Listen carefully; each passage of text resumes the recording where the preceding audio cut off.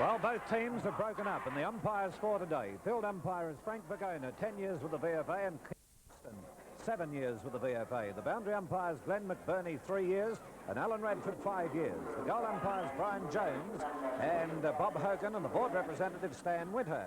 And now let's introduce our co-commentators for the afternoon, Rex Hunt and Harold Martin, as we have the toss about to take place. Welcome, Rex. Yes, welcome, Phil, and thank you very much for the introduction. What a fantastic sight it is today. It's going to be a great game, and not as one-sided as I think a lot of people believe. Well, I don't think it will be, and Harold Martin down here, you participated last week, but a big crowd here today, Harold. Yes, a big crowd, Phil. I agree with Rex. I think it's going to be a close game, but I think Preston's got too much all-round ability and have proved that during the year, but Port Melbourne's final, his experience will keep them in good stead.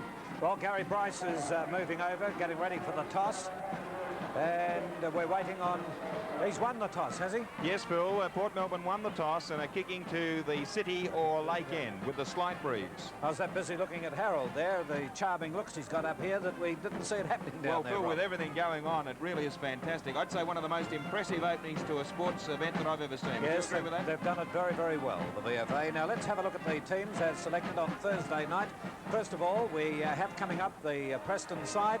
Here, Rex Hunt, changes. Yes, there's definitely two changes in the Preston side. You'll find that Greg Marshall, number 29, won't take his place in the side, and number 13, Carla Van, who was apparently injured during the week, will take that place. And also into the side is number 17, McKeon, taking the place of number 40, Glenn Meredith. So they're the two that we've picked up. And also the emergencies in Peter Bartlett, number 22, and number 12 in Greg Fremantle will pull out of the side. Right, let's look now at the Port Melbourne side. Over to you, Harold Martin. Well, it looks like Andy Demetriou's taken the place of Peter Badbury, Phil, and I think Demetriou could be used to unsettle Austin. I think that'd be the reasoning behind that. Right, Harold Martin, your selection. I've gone for Preston, Phil. Rex? I'm going for Port Melbourne. And I'm going for Port Melbourne. You gave me a heck of a shock there. I thought you'd be going for Preston, Rob. Well, I'd have to go for Preston too, Phil. And Ian Gibbs down here. Ian? Well, Port have won 5 out of the last VFA Grand Finals. I suggest Port might look good today.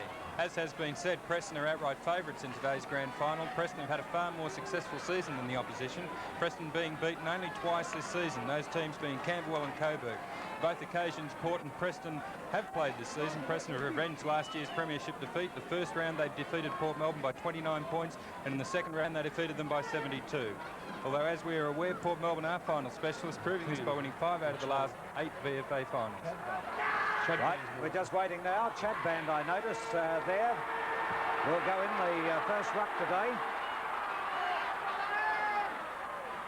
Against Jeff Austin, the 82 Liston Trophy winner. The bounce came out towards Chad Band, but Swan is the player to get the tap out. Ray Shaw goes down to the ground.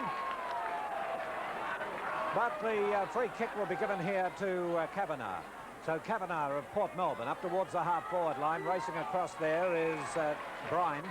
And Bryan takes the mark on the half-back line. Plays it to the wing on the outer side of the ground. And McCann is the player to move in and take it from the outer side. McCann now with a good crowd in the background towards the half-forward line. Carla Van is out there, number 13, racing in after the ball with Wilkinson behind him. But it's gone pretty close to the boundary. It hasn't gone over. Ray Shaw looks as though he's the player under the pack. Umpire Vergona blowing the whistle. And out of it comes Shaw with the free kick. He's right under the pack there and in a bit of trouble, but he passes up towards that half-forward line, and McCann is the player who rolled into that mark on the left half-forward flank. He has a lead across at full forward, looking for Hallis. Hallis gets his hands to it, and here he comes around the boundary. Hallis lines them up from a very acute angle, and the goal umpire indicating that it could be a behind, but the umpire going down, and he's saying it will be another kick. Rex Hunt. Yes, he definitely interfered with after he disposed of the ball there, Phil, and Frank Vergona right on the spot, and a good decision. Well, Harold, we expected a bit of fireworks at the start. It hasn't happened yet. Oh, give them a bit of time, Phil. Well, it happened last week, didn't it? Oh, they're finals. Right. All right, Hallis now. The top full forward for Preston, coming out as he moves in to try and shoot for goal. And the goal umpire moving near the behind post, and it's indicated. So there will be a throw in. No score as yet. In the seconds final today, Preston 12-15 were defeated by Sandringham 18-10. And Immediately on that, it's a behind the first score of the match to Preston, and that was 2 minutes after commencement of play. So just waiting on the kick-off by Hall. And it moves out towards Chadband, racing in for it there, but Evans is the player to beat him to it, his teammate. It comes back in the direction of Demetriou. Demetriou up towards the wing on the outer side of the ground. Towan is the player coming right downfield for Preston. He plays it towards that half-forward line. It misses Demetriou, and it's Carla Van who moves in on the ball. He's having a lot of trouble trying to handle it, and immediately Kavanagh comes in for Port Melbourne. Kavanagh now round the players up towards the half-forward line. Going up with one hand was Mick Warren. Anderson was the player to come in. But Bryan is the player to gain possession now. He plays it into the centre, and that's Kelly taking the mark, the boy from the country. Kelly passes it through this time to McKeon. McKeon now left foots it out towards the wing, looking for Austin, and he doesn't disappoint him. So Austin from the outer wing. He gets the hand pass into Shaw, who called for it, running past, short of the half-forward line. And there's the mark out on the left half-forward flank by Towan, who's right up on that forward zone. Shoots the goal, and the big score on the board. So Preston 1-1. Port Melbourne have yet to score.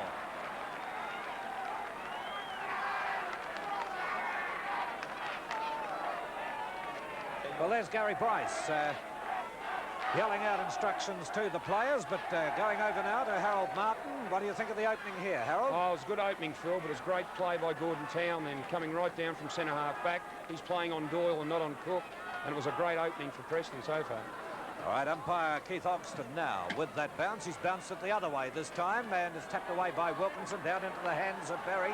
Berry now getting it towards Shaw, who's playing a top game so far. He turns quickly, got it around the neck, I think, and that was Berry. And Berry will get the free kick. He copped that as he was running through there. So Berry now with the kick towards centre half forward. They're doing most of the attacking. It goes down straight into the hands this time of McCann. McCann shoots for goal offline and through for the behind. So that means Preston go to 1-2, and Port Melbourne have yet to score.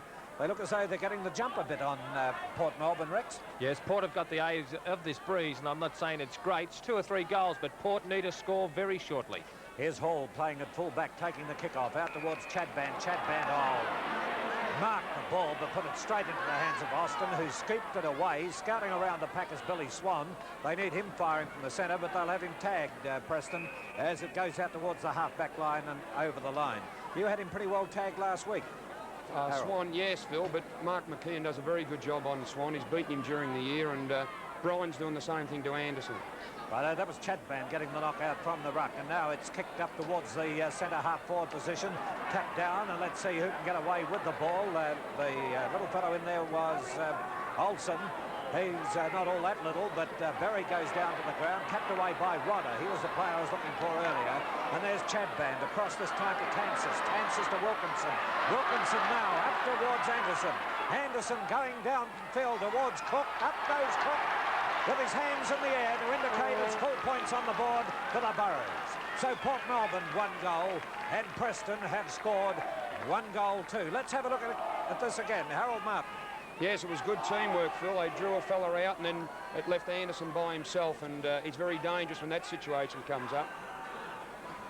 All right, now just waiting on this bounce to take place again. She's a fast and furious opening at the moment as we come up towards the 6-minute mark in the first quarter. Umpire Ogston in control. And Ruckman setting themselves, and it's the big fellow, Chadband, getting the knockout over Austin. Comes to Rodder. Rodder downfield. Here's Cook out, and Cook jackknifed into the ball to take a strong mark 25 metres out. Well, he's moving this week, Rex. We criticised him a bit early in the game last week for staying in the goal square. Yes, looking at him lining up against number 10, Plowman. Cook obviously has a height advantage, and if he's leading today, this could be what the Borough want. Fred Cook in full flight.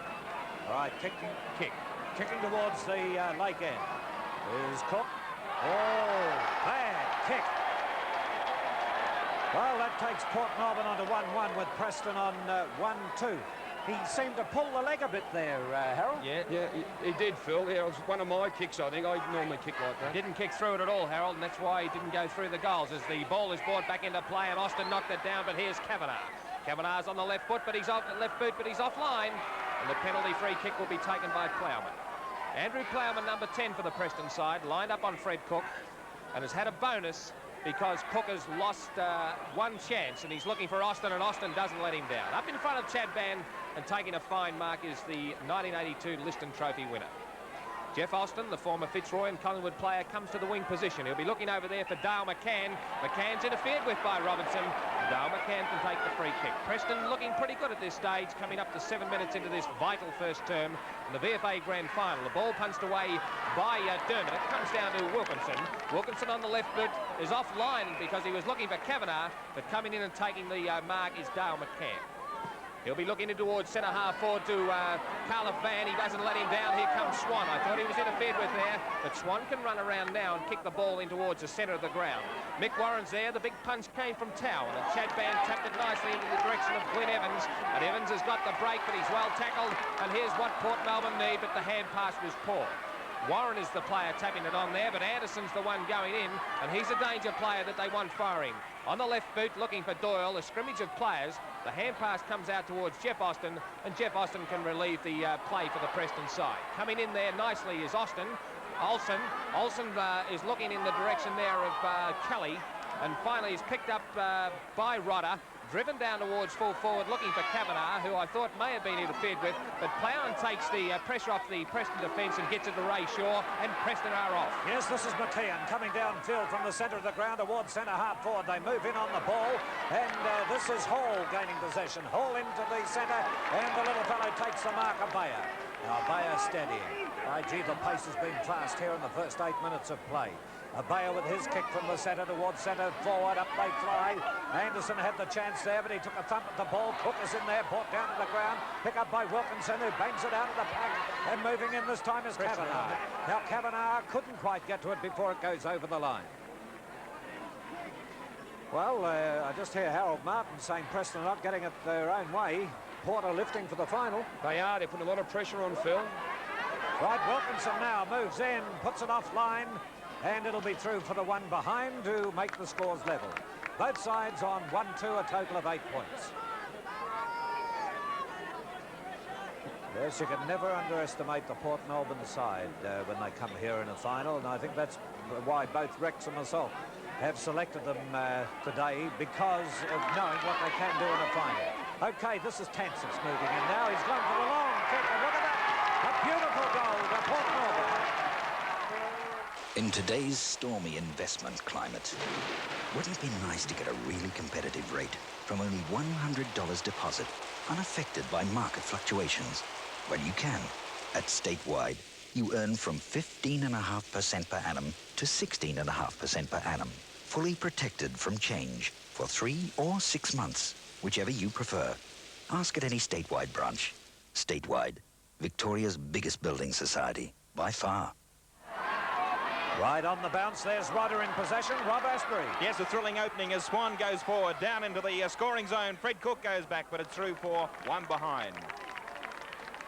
Port Melbourne moving on to 2 goals, 3-15, taking the lead at the 10.5-minute mark of the first quarter. The 1982 VFA Grand Final here at the Junction Oval.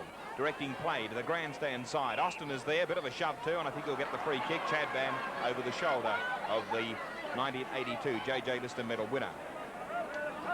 On the right half-back flank position, sets the ball up. Players setting themselves, and from behind is McCann. He immediately played on, but that was a mistake. Now it's grabbed there for the Preston player Kelly, and the umpire says you are holding the ball, and Port Melbourne will go into attack through Robertson. From the wing position, a big punt kick right down to the left half-forward flank. Doyle is there, went up half-hearted on that occasion, but fortunately waiting behind was Kavanagh. So Brendan Kavanagh, about 50 metres out from goal. Maybe not that far, certainly not. Oh, hit the post, hit the very top of the goal post, and that will be registered as one behind for Port Melbourne. Port Melbourne, 2 goals, 4-16. Preston, 1 goal, 2-8. Port Melbourne won the toss and elected to kick to the lake end with the slight wind advantage. The big men go up, and coming down with the ball there was Russell Olsen, the former Maryborough player. Came from Maryborough to Carlton, then to Collingwood, and of course through Channel 8 in Bendigo. They're watching our telecast today. over the line and out of bounds. Yes, Channel 8, Phil, through Gippsland, Swan Hill, and also through Bendigo. So a big telecast, a big audience, live audience right throughout Victoria. Moving in, grabbing the ball is the Preston player, caught with it there, says the umpire, couldn't get rid of it in fact. And, well, no, he's going to pay it to a Bayer. I thought he was going to call for it, Keith Ogston, but he's going to give it to Tony Abayer. Din Tinasante is the player on the mark. I've practiced his name this week, I can tell you that. Into the left half forward flank, and Doyle goes up, takes a good, strong mark. Well, Shane Doyle, the former thirds player for Port Melbourne, who has taken on the responsibility of a key forward, and look at that, those strong hands going up. Plenty of determination in that one. So I'd say about maybe 40 metres out. It's maybe not that far even, 35. Yeah, more like 35. Oh, awkward looking kick in the right direction. Oh, up they go, and a mark to Warren. Ray Warren in the last line of defence. Short pass, Din Tinasante in the right back pocket position. Preston in a little bit of trouble at the moment after a great opening to the game. Austin, a beautiful overhead mark right on the wing position. That's Chad Band on the mark. There's the kick. Across the VFA sign, up the big men fly. No one can take the ball. Picked up by Demetrio, a late inclusion on the side, right into the centre of the ground. Rodder is in the front berth, knocked away by Olsen. No one getting the advantage. Tapped across, gives the chance now for Evans to come through. Did that beautifully too. Beautiful bounce into Fred Cook, over the top of the pack and through for one behind. That takes the scoreboard here to Port Melbourne, 2 goals 4, 16. Preston 1 goal 2, 8, and we've now played 13.5 minutes in the first quarter. Okay, Rob, and the kick-off now about to be taken, comes out towards the half-back line on the main stand side of the ground. Austin taps it down to the ground, tapped on a little bit further by Chad Band, and the little fellow, Bayer, moves into it, but eventually he's forced to go for the hand pass. It ends up with Swan.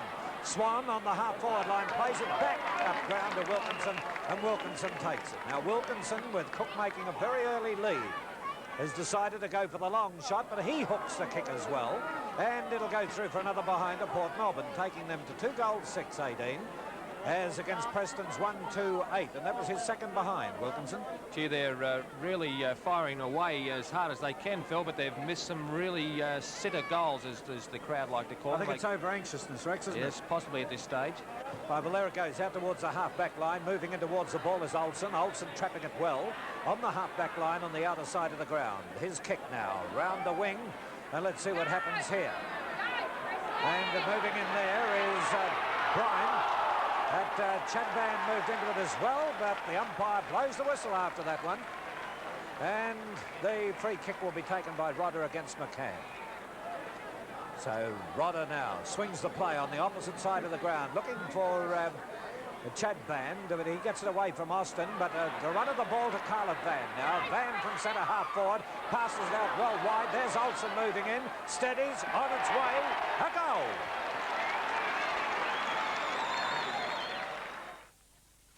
Over the years, I've developed my own special style. Backhand's part of it. Concentrate on your own style and you can be the best. It works for Kentucky Fried Chicken. Their secret recipe has its own special style. No one else does it so tender and juicy the Colonel's way. Hey, Gong, lunchtime. Ah! Kentucky Fried Chicken, we do it right. Kentucky Fried Chicken, we do chicken right. Well, Ian just tells me marking is 14-6 Preston's way. They've got a lot of the control of the ball. He was grabbed high. Kelly. Well, what would you fellas have done there? Oh, the fella went in for the ball there, Phil. I think Ogston was very harsh on the Preston side then. Righto, and coming downfield is Shaw. Shaw passes out wide to Berry. Berry now has the chance to get rid of it. He does just that, but straight up in the air to no one in particular. Doyle now.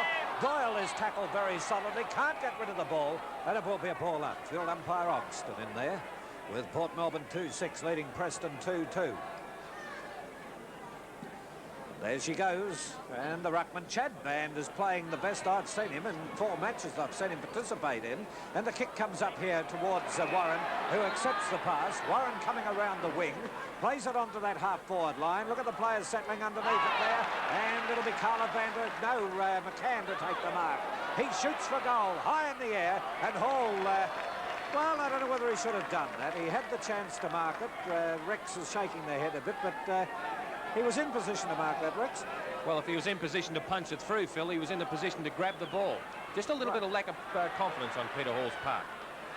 Olsen's got the ball over towards Carla Fan, and Carla Fan's under plenty of pressure there from Greg Dermott. Umpire Bergona calling play on. Ball's over the boundary line and out of bounds. Yes, Foxing for the free kick. There's no doubt about that as the ball is back into play. Chad Band behind once again tried to get the knockout. It came down to Russell Olsen. He was looking for Bryan, but Bergona's picked up a kick there and it'll go to Russell Olsen. And it's going to be against Dermott. Chad Band in there remonstrating with Olsen. And umpire Frank Bergona has sorted it out and it's going to go to Russell Olsen. 2 goals, 6-18 Port Melbourne, leading Preston 2-3-15. Port Melbourne kicking with the aid of a slight breeze. Russell Olsen coming in, centering the ball. He'll be looking down there for Hallis. The ball was punched away finally there by Davies. Comes in towards Ray Shaw and he's kicked it poorly. This allows, looks like McCann to go up, but the ball was punched away, and here's Wilkinson. Wilkinson sees Kavanagh on his own, and Kavanagh goes wide looking for Doyle. Doyle's in front, and this is where they've all got to be, and he actually tried to sprint away from Towan. He's going to be tackled there by Austin, but finally gets the ball to the applaudance of the Borough supporters. Plowman overruns the ball. Cook sees a Bayer on his own. Great play, Cook, but great tackle, and it was great defensive play by Preston. Great defensive play by Preston there, allowing that behind. And that was fierce and fearless play by the Preston defence. They saw the occasion there to rush that behind. So Preston move on to 2-3-15 and Port at 2-7-19. There's a kick out towards McCann and McKeon, is it? McKeon on the far side of the ground, and McKeon at half-back goes towards the centre of the wing looking for Austin. Austin taps it away, but there's a scrimmage of players. Chad Band in there also as the big fellow, but umpire Hodgson will come in and bounce the ball on the outer wing position. And we've gone coming up to 19 minutes into this vital first term of the VFA Grand Final, brought to you on Channel 10. Umpire Keith Ogston earned his place in the Grand Final today, bounces it. It came out to Ray Shaw, who was tackled. Play on is the call, and finally umpire Hodgson said it was tackled too high by Chad Band, and the captain coach of Preston, Ray Shaw, can take the kick on the wing position. Right, Shaw coming in from that outer area, place it up towards the half-forward line. A pack of players wait under the ball, and moving in to take it is Darryl McGaw. Now McGaw from the left half-forward flank has an early lead down here from Hallis. He's coming out towards that centre half-forward zone, punched away by Davies. There's Hall bearing in on the ball. There's a trip in front of the umpire, Berry, but players allowed to continue. Rodder scoops it back. Wilkinson is the player. Did that beautifully. Gets it out to Hall. Hall now went for the hand pass. He's decided now to Robertson. And Robertson from the centre of the ground, streaming downfield, up to Cook. Cook waiting for the ball to get to him, but it's gone through for one behind. Take Port Melbourne on to 2 goals 8 with Preston on 2 goals 3. 5 points the difference in Port Melbourne's favour at the 20-minute mark into the first quarter. Well, now, just waiting on the kick-off. Now, Plowman taking the kick-off out towards Berry and also Austin. Austin went up, failed to take the mark. Moving in is Kavanagh. Kavanagh high in the air towards Plowman, and Plowman comes in to take it in defence. Plowman of the Bullants. Preston defending strongly at the moment. As Plowman puts it out towards Austin. Chad Band coming in from behind, punches it away from Austin, being pushed around in the air. Eventually Warren got it. He plays it out wide. And now it's Warrender coming in to coming in to play it up towards the half-forward line. And moving in here is Dermott. Dermott now with the left foot towards centre half-forward. But Ray Shaw, who's all over the field, comes in to take the mark in defence for Preston. Shaw bangs it into the centre. Olsen is the player to accept the pass. Olsen, a left footer, sends it up towards that half-forward line, but Demetrio comes in. Demetrio now with the kick towards centre half-forward. Anderson traps it. He'll get away, and Anderson swings it up towards Cook. Cook giving his opponent a shove in the back, Plowman. But the umpires call play on, and Plowman now races across the front of the goal square. There's Cook. Looked as though he's about to strangle his opponent, as we saw Chad Band. He had him right by the throat. Chad Band comes in and takes the mark. All right, Chad Band now from centre half forward. Gets the kick on its way. It's offline, deep into the right forward pocket position. Now unable to take the mark off the hands of the pack, and the throw-in will be effective. Port Melbourne at 2-8-20, leading Preston 2-3, a total of 15. Rob. Yes, a great battle down there between Fred Cook and also Plowman. There's the throw in now, and it's knocked down by Austin. Doyle is there. He's on top of the ball now. Can't get rid of it. Frantically punching, and the umpire will call for it. Umpire Ogden. It's in the right forward pocket position for Port Melbourne, kicking to the left of your screen. There's the bounce. Austin is there. Doyle in front of him. Austin gets it knocked down. No one can take advantage of the knock. Ball on the ground underneath Bucks. And again, umpire Ogden will call for it.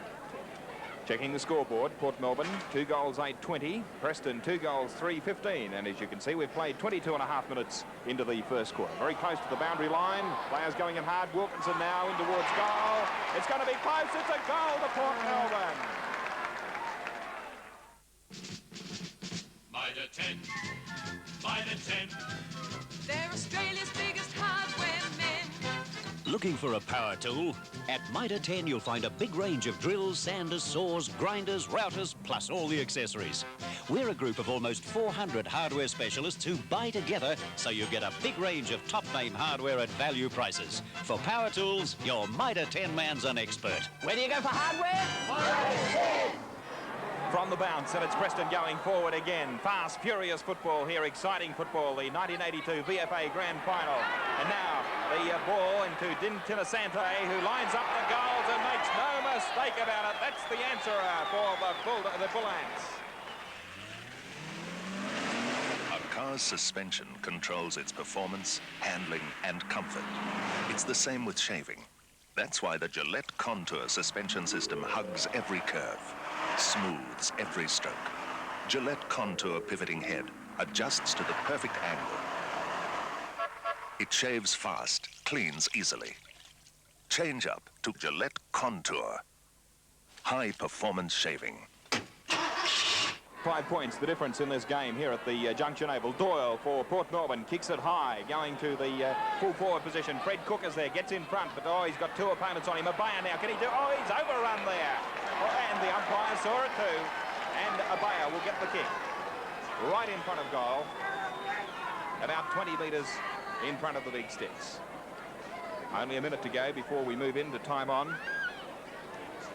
Tony Abaya kicked 71 goals from 49 games. Certainly a courageous little rover. There's the kick, right through the middle, a goal.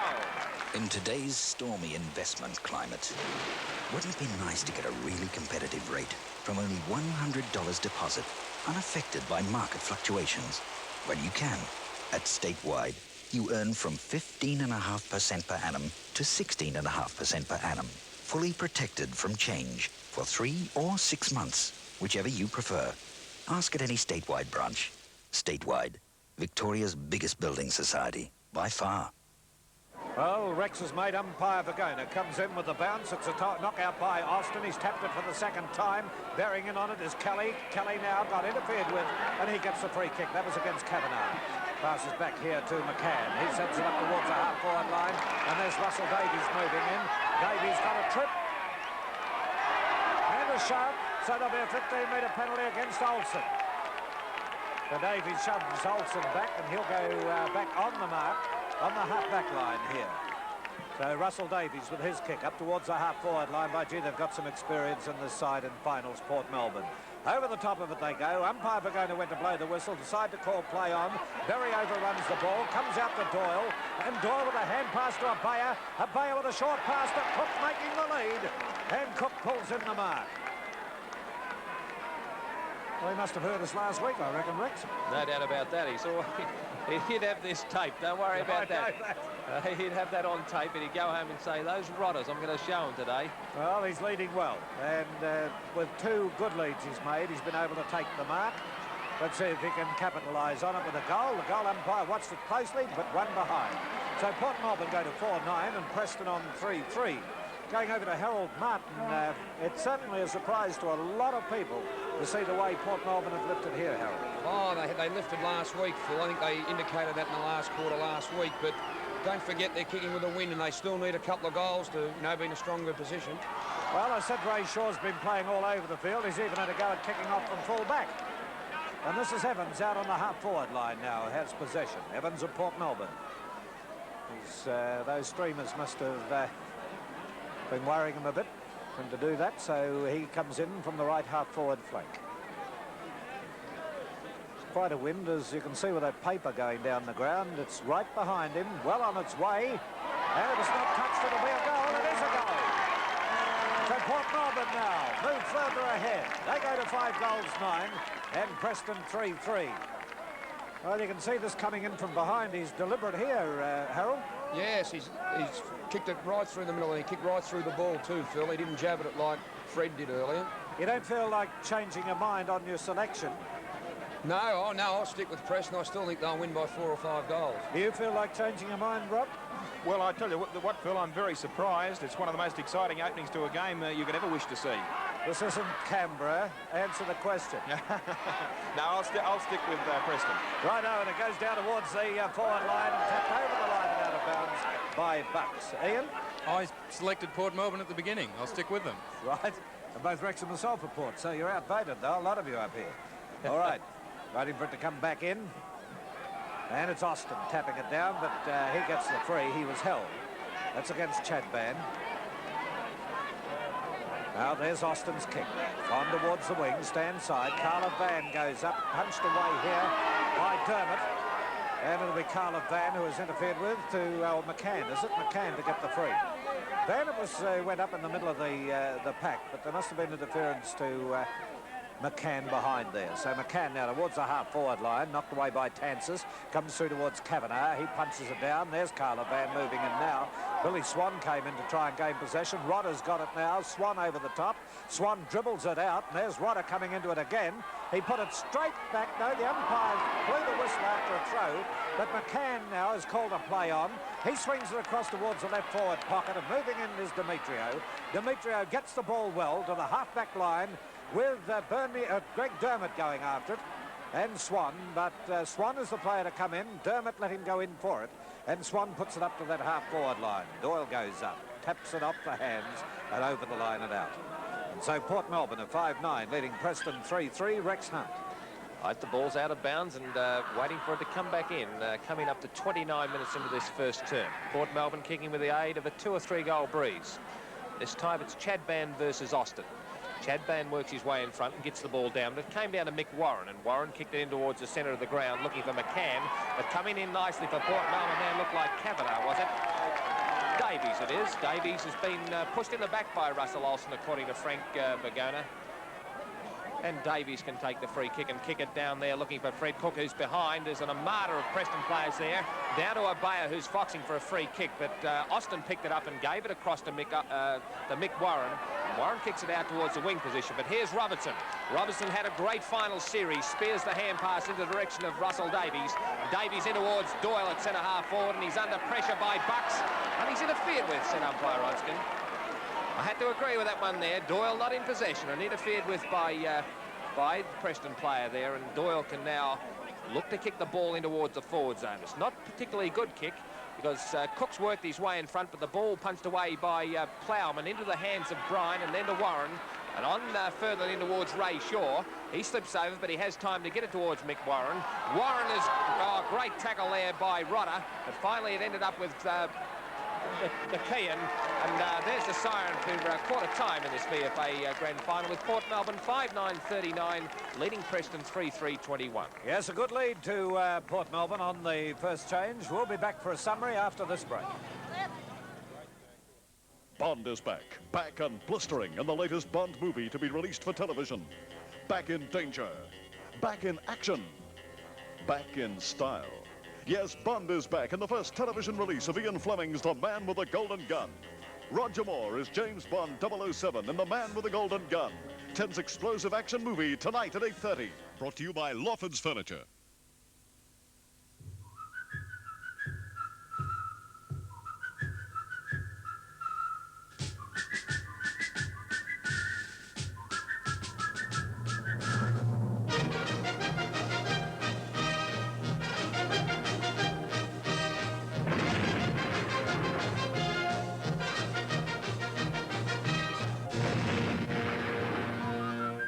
Do something for yourself. join the Army Reserve. Nowadays, a lot of medical benefits are blowing their trumpets, including PAFs. Not all offer 365-day hospital cover. PAFs do. Home loans, personal loans, and low-cost life insurance. Call PAFs. And for friendly society investment advice, PAFs are the leaders. And only PAFs offer reduced hospital rates for people under 26. Contact PAFs on 601161.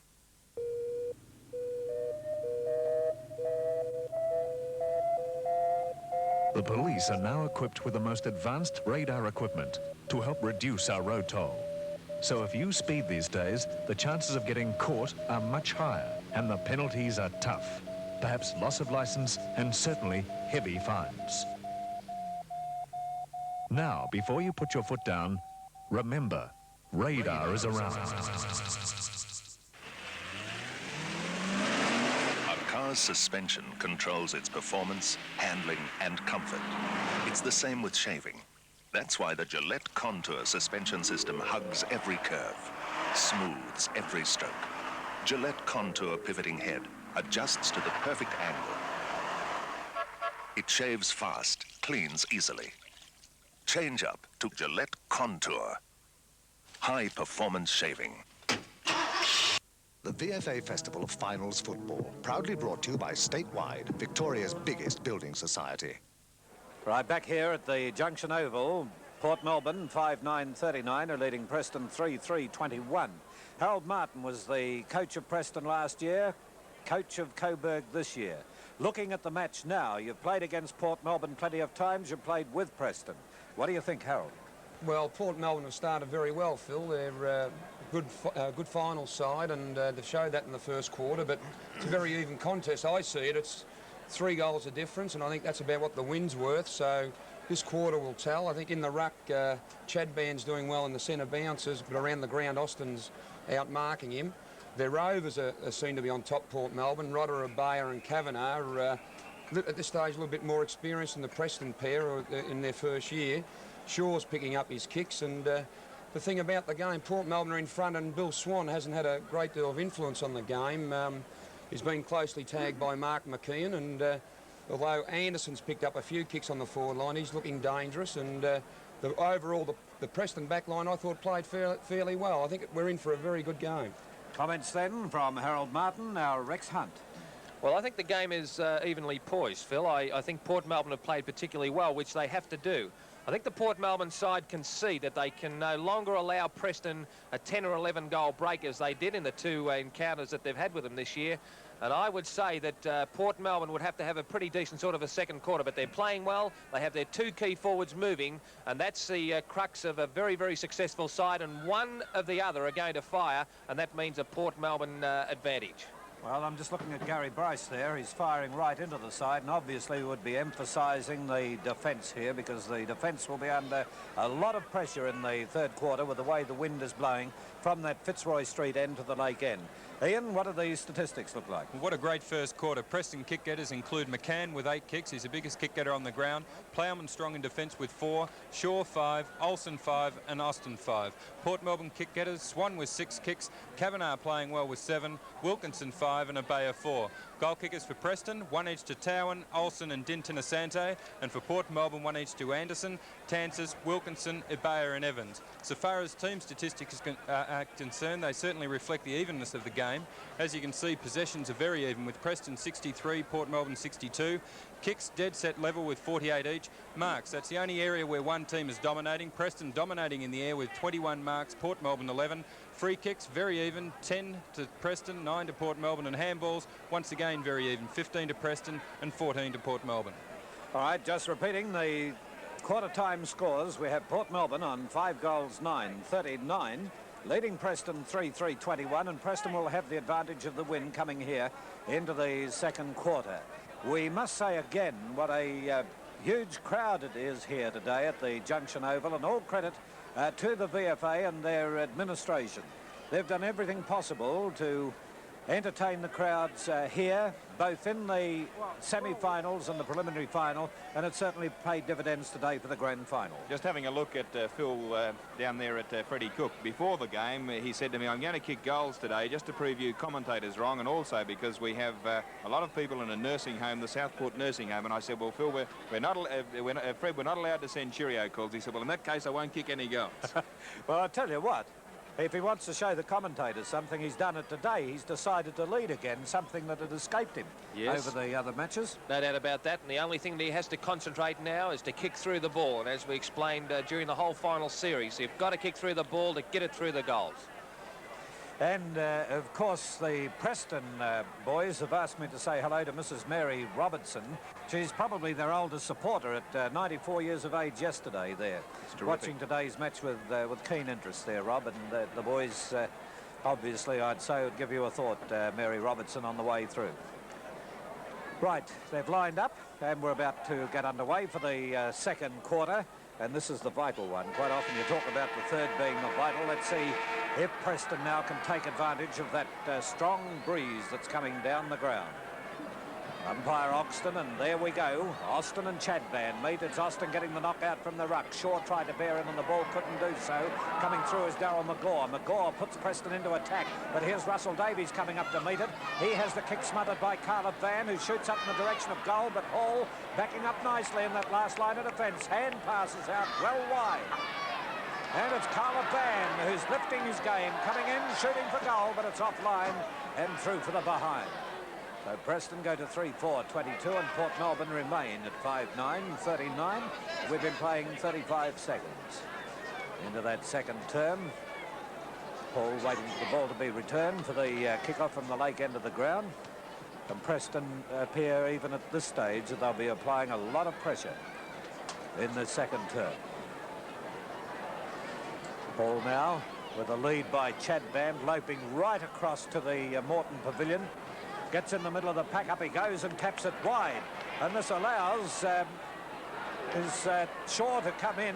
Shaw goes for the hand pass across to McKeon, who's high in the air with it. It's punched away from Austin, and again we'll see a throw in. Preston holding the ball on the forward line. They're 3-4, trailing Port Melbourne 5-9. And there's Austin getting a clear knockout from the ruck. Comes through to Dintinisante. He, under pressure, goes for the hand pass, but forces it out of bounds. When you see the crowd packed into that wooden stand at the lake end, you know, there's a good crowd around the ground here at the Junction Oval. And here we go. Austin again getting in front, getting the knockout back over his head. Coming through is McGaw. McGaw with a long hand pass, and Harris puts it through. They're a bit loose then in watching their men, Harold. Yes, but they moved the ball so quickly. Handball opened it right up. Hall had to come out and, of course, left Hallis by himself. He couldn't do much about it then. Yes, I suppose when a player comes out like that, he's caught no man's land, isn't he? He doesn't have to keep going or go back. That's correct. All right, well, we'll await the bounce as we see it all happen again. And there it is looking from the other end. Very easy then for Hallis to come in and put it through. So Preston a 4-4 with Port Melbourne 5-9. Tap out, comes out to Ray Shaw, has the kick slightly smothered, goes offline towards the wing on the other side of the ground. There's Carla Van, right behind him is Dermott. Both players struggling to gain possession, but again it will be a throw in. Well, it looks as though Preston seem to have been waiting for the second quarter to come along to get the advantage of the win, because they've had the ball on their forward line for the 3 minutes of play that has been in progress here in the second quarter.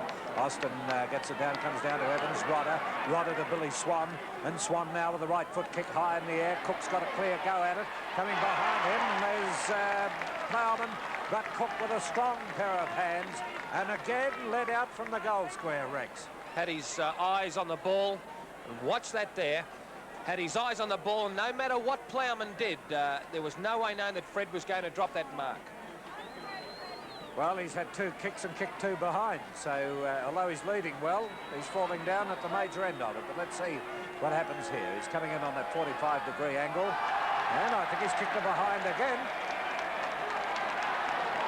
Yes, he might have put it... What's happened here is he's put it out on the full. Well, And he was only, I would say, 25 metres out from goal on a very slight angle indeed.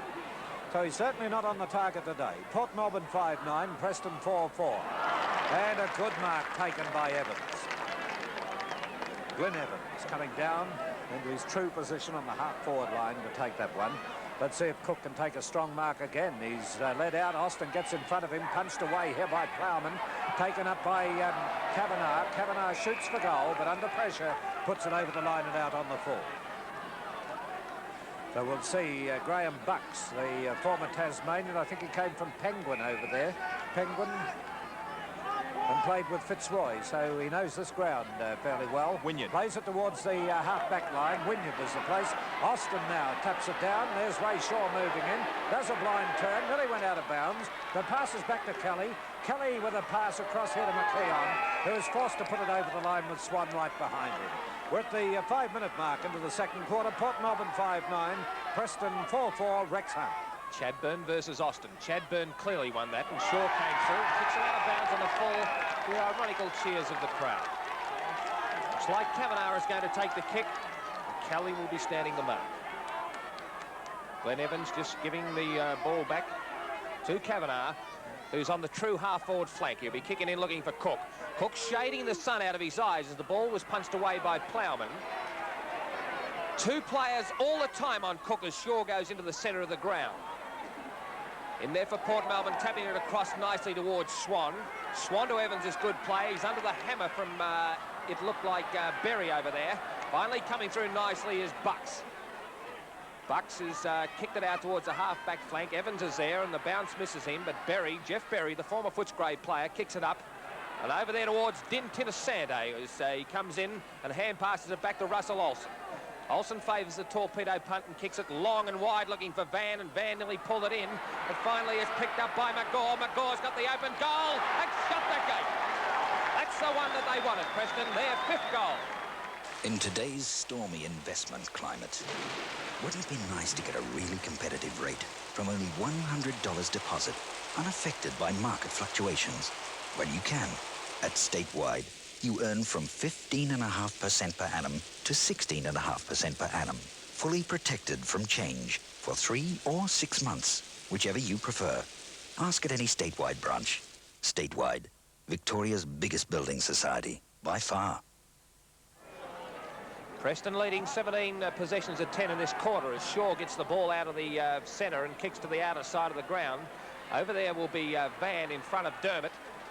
And Van kicks it around in towards the centre half-forward position. Kicked off the ground by Robertson and over the boundary line and out of bounds on the full.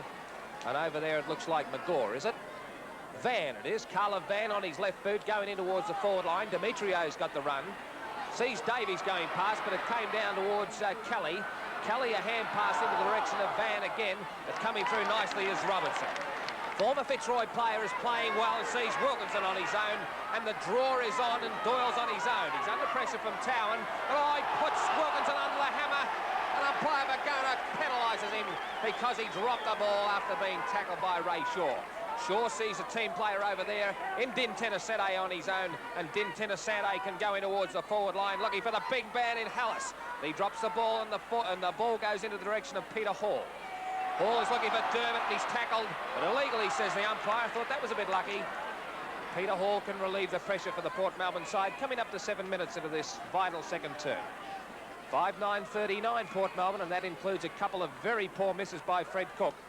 And they lead Preston 5-4-34, kicking with the breeze. Hall to the outer side of the ground, looking over there in the direction of Swan. Swan has got the ball and he can run around and hand pass in the direction of Davies. Back to Swan is great play, and the draw is on once again in towards Kavanagh. Kavanagh has the ball and will go towards centre half forward, and Doyle's the target. The big punch came from Towan, and here's Chadband. Chadband in towards, it looked like Rodder, and Rodder comes along and looks for Cook. Cook's got the break on Plowman. There's plenty of pace here. Have a look at this. He's going to try and box for a free kick. And umpire Bagona calls play on as Cook kicks a funny-looking kick right across the face of goal, looking for Wilkinson, but over the boundary line and out of bounds, coming up to 9 minutes into this second quarter. Right, deep on the forward line for Port Melbourne. And it's 5 points the difference in Port's favour. There's Austin getting the knockout again, down towards Shaw. Shaw traps the ball, grabbed by Chadband, comes through to Bucks. Bucks now towards centre half back, moving in on it. It was Tansis who moved in on it. It comes to Dermot. Dermot back to Tansis off the ground, and it's kicked across here but to Evans. Evans shoots for goal offline. And it's one behind to make it 1 goal the difference. Port move on to 5-10. Preston 5 goals 4. Oh, gee, they're inaccurate in front. That's pressure being applied to them, of course, making them kick inaccurately. Although Cook has had 2 deliberate shots, 3 deliberate shots for goal and got 3 behinds. Came out towards McKeon, who failed to take the mark. There's Shaw grabbing it away from Wilkinson. Wilkinson recovers quickly to pass it across here to Abaya. Abaya into goal, and it's through. Another goal to Port Melbourne. They go to 6-10. Preston 5-4. He got down, Abaya.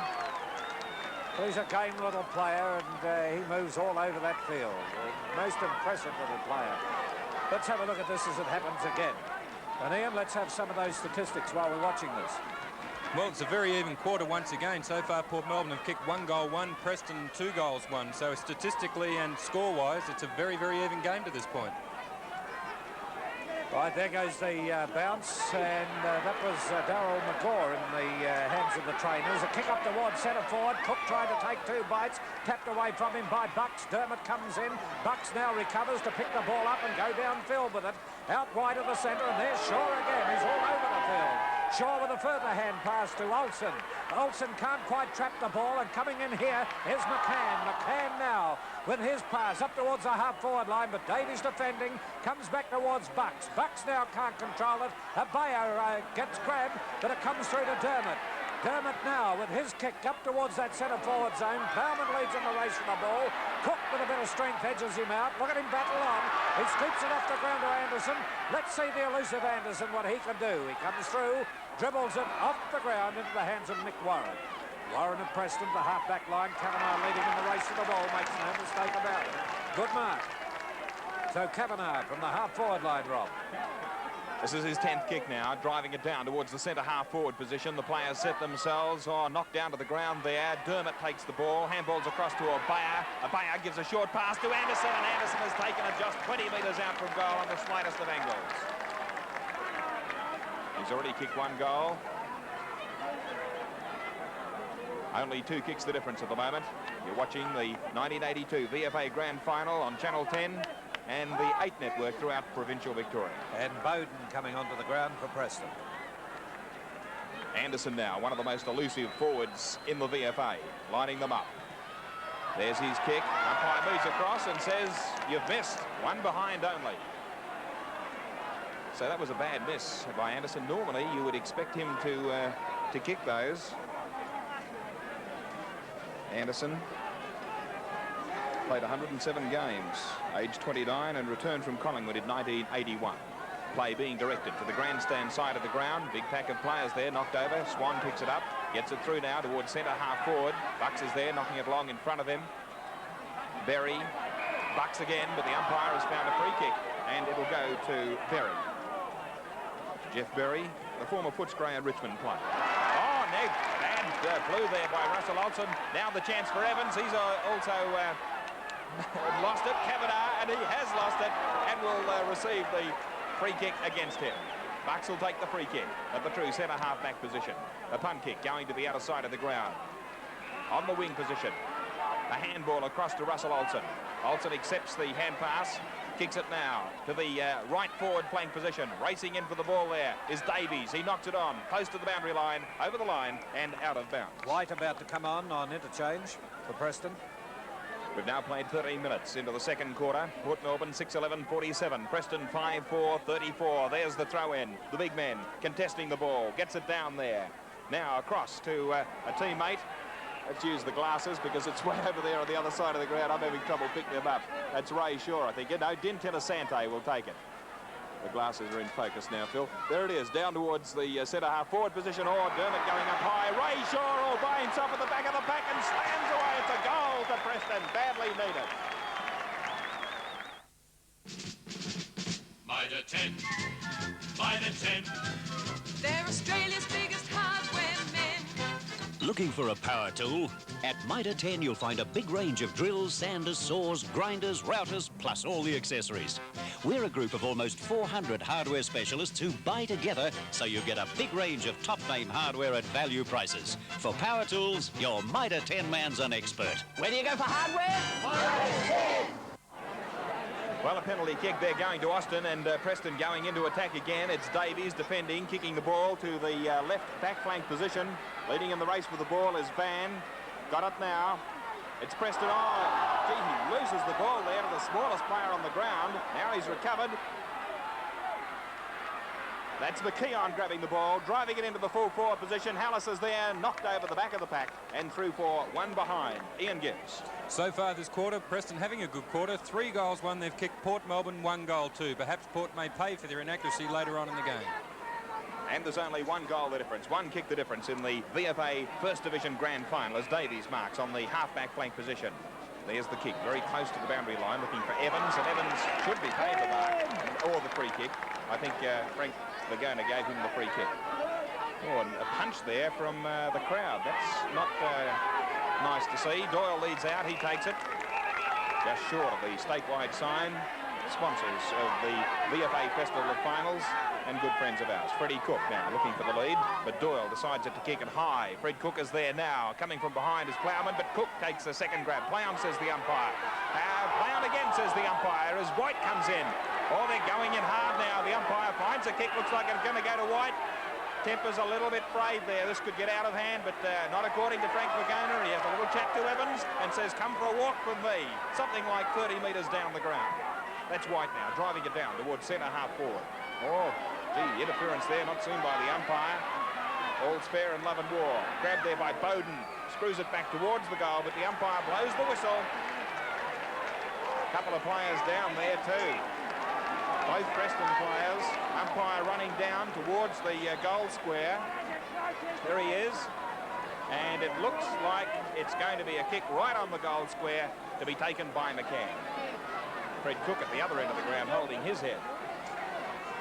I don't know whether it's a headache or he can hear what we're saying. There's McCann now, lining them up right through the middle, a goal to the Bullets. Now, Weasel's van's his pride and joy, and Big Mac here's a big load boy. But when big loads are needed fast, there's a new way to freight you can't go past. TAA Cargo flying high, a 15-ton load, fast containers in the sky.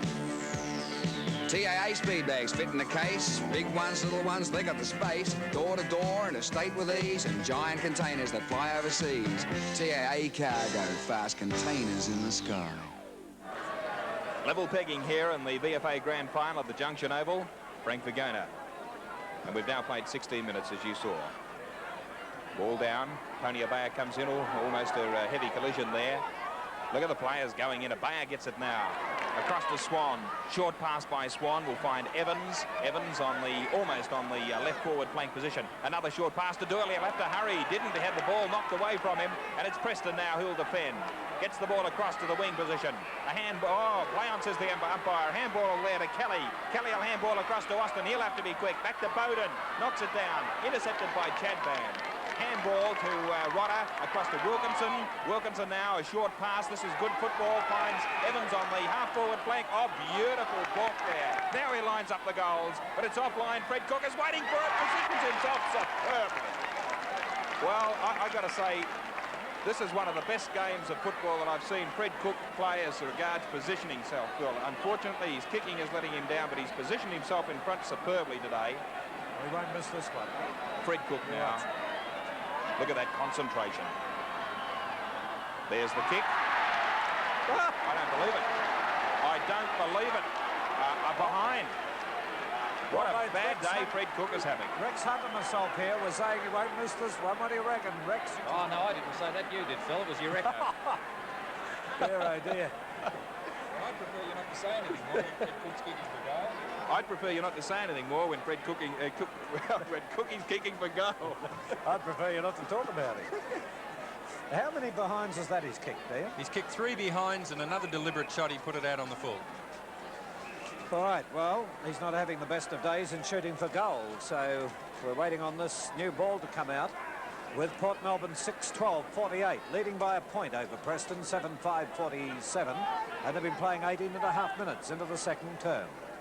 Phil, this very big crowd here at the Junction Oval must be a big boost of confidence for the VFA. Well, it'd have to be. They expected 25,000. I think we'll find that the crowd will exceed that today. We have had 31,000 here when we were telecasting a few years ago. I don't think it'll reach that, but I reckon it'll be around about the 28,000. There's Kelly moving in to take the mark. Now Kelly from the half-back line. Bangs it around the wing on the stand side of the ground. Robertson waits for it, and Robertson is the player to come in and pull in the mark for the Burrows. So he now gets the lead from Anderson. Anderson, with Warren coming in a bit late, has taken the mark. Anderson from the centre now looks for the lead, and he's got it from Glyn Evans, and Glyn Evans goes up. Oh, tackle front on by White, and Evans will get the free kick. Shirt-fronted, and he's feeling that one too as he rolls over. He's either feeling it or making sure the umpire leaves him with that free kick. Let's have a look at it happen again. Straight into him, bang. Really a straight left there to go on with. So he's right at the half-forward line as he puts it high in the air. There's two players falling back on Cook all the time, and Austin leading Cook in the ball has pulled in the mark. Austin and also Plowman. That seems to be the method of play. Two players on Cook. Hand pass this time across from Bryan. Ends up back with Bryan. Bryan now with his kick towards centre half forward. Up they fly for it. Comes off the player's hands to Wilkinson. Wilkinson to Swan. Swan from centre half back to centre half forward. Waiting for it this time is Doyle. It comes to Anderson. Anderson now plays it wide. Plowman leading in the race for the ball. Will it elude him as Cook is coming in fast from behind? He grabs Plowman. Plowman has dropped the ball. And I'll tell you what, he looks a bit slow to me. He looked a bit hesitant in going for that ball, Plowman. It's his first year in VFA, Phil. He's done very well. Even at this stage, Cook's had opportunities, but I think he's doing all right. He did look a bit sluggish then, but it's his first grand final. He would have looked a little bit ordinary, Harold, if Fred had kicked 4 goals up to this stage of the match. But he hasn't, though, has he? That's a fair comment, but he's had the opportunities. All right, now Cook coming in. He's put it across the face of the sticks. They rise high for it. And this is a chance now for the players staying down to get it away. And it'll be kicked out on the full by Gordon Tower. Phil, I've been watching Fred Cook's action. Maybe Rex could join us on this. I've been watching Fred Cook's action, and that moment of impact with the ball, he seems very uneasy, very awkward. His knees bent and he's not kicking through it. I think Fred ought to pick someone about 30 metres through the goals, Rob. That's the essence of kicking through the ball. Right, this is the kick coming now from Demetrio. Up towards Cook again. Comes off the hands of the pack to Doyle. He skied it out on the full again. Well, a bit of negative play at the moment. It looks that way anyway, with the ball going out on the full twice in about 30 seconds. Port Melbourne 6-12-48 and this pressure grand final.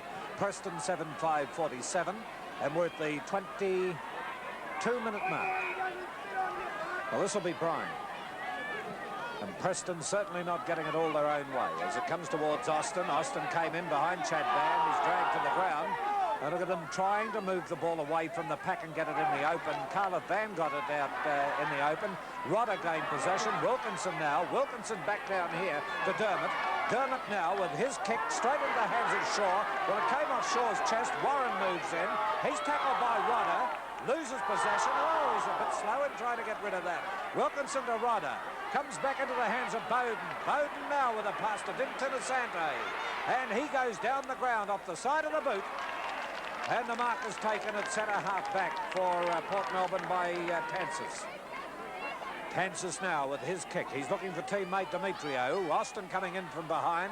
Off their hands to Kavanagh. And Kavanagh of Port Melbourne shoots it up on the half-forward line with Gordon Towan coming in to take the mark at the 23-minute mark. Big roost from Towan. High in the air to centre half-forward. Davies waiting behind them here. He's down on the ground. There's a trip, and the umpire has awarded a free kick to Kelly. He was tripped as he came through the pack, and Kelly is within scoring range with this win behind him. Rex. Yes, he should be able to give it a pretty good sort of a chance from here. Kelly has been very quiet, as mentioned in the commentary, and it's a vital kick, and that's his 3rd kick. It looks pretty good off the boot, but the distance is not there, and it's tapped away by Hall.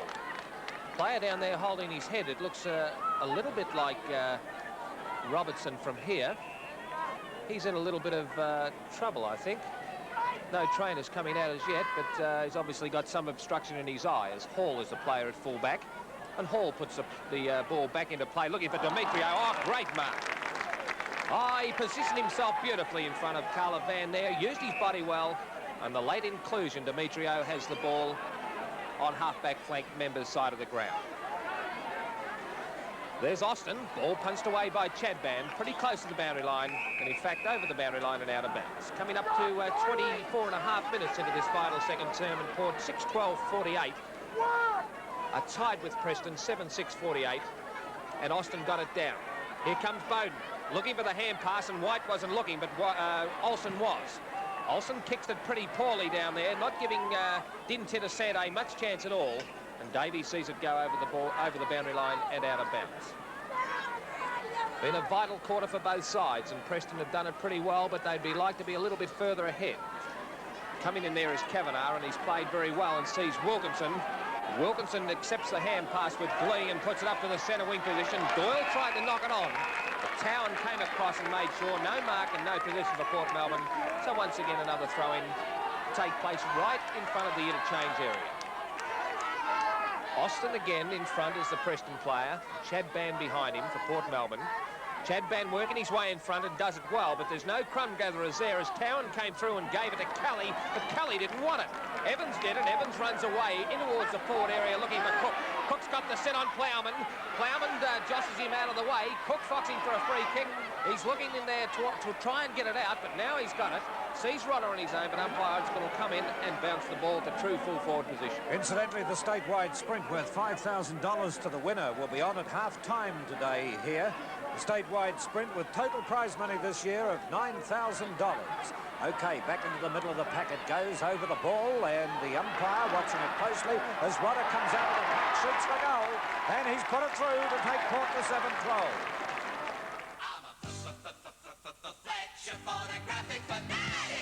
Hi, I'm Fletch, and if you're into photography, you've got to come into Fletcher's. We have a full range of photographic gear to choose from, and you can save on our great quality prints. They're only 18 cents each, so why pay more? And how about this great discount coupon book? It's free with every camera you purchase from Fletcher's. For the right advice at the right price, you can betcha Fletcher's got it. Fletcher photographic fanatic. Right, there's the bounce. It comes out and taken by Kavanagh. Kavanagh with his kick up towards the half-forward line. Rodder's got the chance to bear in on it. Bucks is there as well. Bucks taps it back to Mick Warren. Warren now round the boundary line where it eludes Olsen. He battles on, though, down to Carla Van. Van now dodges nicely. It's caught. But the umpire allows the play to continue. It comes through to Tansis. Tansis is grabbed, but it goes out to the boundary line. And moving in here is Kavanagh. Kavanagh with his kick around the wing. And this is the chance for Port Melbourne to get it into attack again through Demetrio. Demetrio to the half-forward line. Little Labaya now moves in towards Cook. Moving out to the ball is Plowman, but it's forced over the line and out of bounds. The highlight at half-time is the statewide sprint worth $5,000 today to the winner. I'll be going over the 400 metres for sure. In it comes once again. Austin gets the knockout from the ruck. It comes out towards Mick Warren. Warren now towards centre half back. Look at Chadban loping in towards the ball. He's halfway there. Between the Preston player, Dintinasante, who's 100 metres away. Dintinasante got there first, but it's a pick up by Davies. Davies to Evans. Evans now goes for the hand pass under pressure. Intercepted by Bowden. Bowden now with a kick high in the air towards the wing on the stand side of the ground. Player held here, that was Robertson, but play continues, comes back to Bowden. Nice blind turn by Bowden. He to Dintinasante is grabbed quickly by Robertson, can't break away. All scrambling football at the moment as we see McCann get the hand pass into McKeon. McKeon downfield, veers away from his opponent, and then sees Olsen on his own. Olsen with a long hand pass to Hallis, and look at Hallis do it easy. In today's stormy investment climate, wouldn't it be nice to get a really competitive rate from only $100 deposit, unaffected by market fluctuations? Well, you can. At Statewide, you earn from 15.5% per annum to 16.5% per annum, fully protected from change for 3 or 6 months, whichever you prefer. Ask at any Statewide branch. Statewide, Victoria's biggest building society, by far. Austin getting the knockout from the ruck again, down to Shaw. Shaw with a hand pass to Carla Van. Van, look at this, roost downfield, a long kick, offline. And out. Both scores on 54. Now, what's been the scoring shots in the game, Ian? Port Melbourne have had a total of 19 scoring shots, Preston 14. I'd throw in, about to come in, Rob Asprey. In the left forward pocket position for Preston. Can they score from here? Levels are scores a dead level at the moment. A very exciting game. Frank Vergana finds a free kick, and it's going to go to the Port Melbourne player Dermott, who's also trying to get a few extra metres, and Frank Vergana says, I'll go along with you on this occasion. Dermott now directing play right out towards the boundary line, very close, and Evans just about grabs it in time. Now grabbing the ball, going forward is White, in towards the full forward position. Players set themselves, Hallis in front, he can't do anything with it. Look at them defending desperately there as Robertson takes the ball out to the outer side of the ground. Swan there waiting for it, hotly pursued. He'll take his time now, having a look downfield. There's his kick, sets it up high to the left forward pocket position, almost, forward flank position almost. Doyle is there, throws himself at the ball, gets it out now, but the umpire has decided to give a free kick, and it'll go to Doyle. Doyle right into the forward flank position now. That's Wilkinson taking it. He's under a lot of pressure there with Bucks moving in. A Bale will grab the ball. Almost had his head knocked off. Play on, says the umpire. Kavanagh gets it back to his teammate in Evans. Evans now in towards goal. It's going to be close. The umpire says one behind only. We've now played 5.5 minutes of time on. And the scoreboard reads Port Melbourne 7-13-55, Preston 8-6-54, 1 point the difference. $5,000 to the winner in the statewide sprint coming up at half-time. That's Bryan giving the ball to Bucks on the left half-back flank position for Preston, close to the boundary line now. Van moves in, kicks it very high, not a good kick at all. In fact, it only goes about 4 metres, and it's Bowden now grabbing the ball. He'll get them out of trouble at the moment, although Sante is in trouble, has the ball taken off him.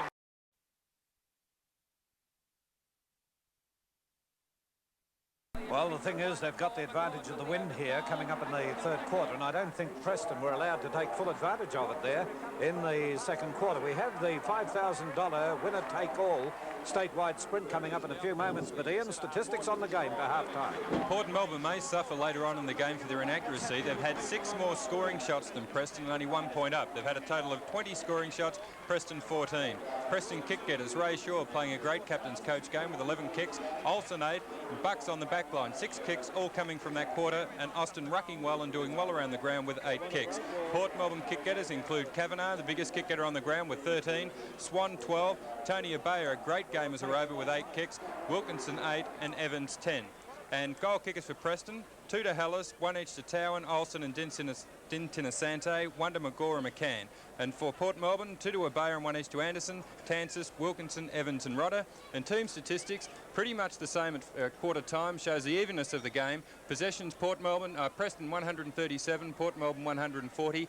Kicks, very even, 95 to 96. Marks, Port Melbourne closed the gap in that quarter and bolstered their strength in the air. 28 marks to Port Melbourne, 30 to Preston. Free kicks still very even, 18 to Preston, 16 to Port Melbourne. And handball, Port Melbourne slightly ahead in that department, 44, Preston 42. There'll be plenty of tension on the ground at a moment with the players coming, or the runners coming out for the $5,000 statewide sprint. Before we go to John Russell, let's take this break. This is Trish Carter. Hi. Hi. She lost 22 kilos in 24 weeks with Weight Watchers. That was me. I tried all the diets, even starving, and nothing worked for long, till Weight Watchers. It really works. I've lost weight and kept it off for more than 5 years. Look at the great food you can eat. Peanut butter, honey, even beer and wine. Weight Watchers, you're a success. Join Weight Watchers now for $2. Save 10. Come on, phone Weight Watchers now. Moving pictures in the lounge room? Nah, impossible. Women in the boardroom? Never. Headache tablets, they're all the same. It just goes to show how wrong people can be. All headache tablets are not the same. Panadol, for instance, is paracetamol, a pure, gentle-to-the-stomach pain reliever. Used as directed, Panadol effectively helps relieve headache, pain, and fever. Naturally, if pain persists, see your doctor. Panadol, for the relief of pain. When your muffler snuffs it, take it to Midas. At Midas we've mufflers for almost every car, and we fit them free. Now, I don't put much faith in this sort of guarantee, but the Midas guarantee is a beauty. If you come back to us in 2 years or less and there's anything wrong with our muffler, even if you've damaged it accidentally yourself, we'll fit a new muffler free, no arguments. When your muffler snuffs it, take it to Midas. Once upon a time, Nige wanted to be a TV star. Bert said, A TV star? Be your own. Buy a video camera and portable backpack from Canberra TV. Shortly after, Nige was seen shooting the footy, around home, weddings and more. Later, Nige, family and friends would all gather and enjoy replays of new stars being born. Now the moral is, if you want to be your own TV star, buy a portable video system from Canberra TV. You'll be entertained happily ever. Port Melbourne 7:13.55, leading Preston 8:6.54. And here's that good-looking gentleman from 3UZ, John Russell, to call for us the statewide sprint over 400 metres. Thank you, Phil, and good afternoon, ladies and gentlemen. A lovely afternoon here, grand final day. As always, much looked forward to with all the spectators here. And at the moment, we're looking down the track to see the runners in the final of the statewide sprint. The runners are about to be introduced to the crowd. And the first runner to come down for this great prize of $5,000 for the winner, a gentleman who needs little or no introduction, Norman Yem, Sergeant Baker of the Sullivans. And there he is, ladies and gentlemen, looking a picture of fitness coming down the track now. Great ornament to professional foot running. And Norman Yem is running in grey from 34 metres. Next to move down, we have Doug Gittins, who's a technician, running in the purple jacket from 32 metres, winner of the Store 400 metres, finalist in the first running of the Dandy Dollar Dash in 1978. Doug Gittins in purple, 32. Followed by Rod Cameron, finance administrator, running in brown from 19 metres, a finalist in the 1981 Dandy Dollar Dash, and he won the Trentham gift of 120 metres. Rod is on 19 metres. He's followed down by Mick Lumsden, the curtain designer. Mick is running in the black jacket from 16 metres, has been placed over this distance on quite a number of occasions. And then we have Jeff Child in pink, sales representative, winner of the Wangaratta 800 metres. And Jeff is running off 14 metres in the big one here, the statewide sprint this afternoon.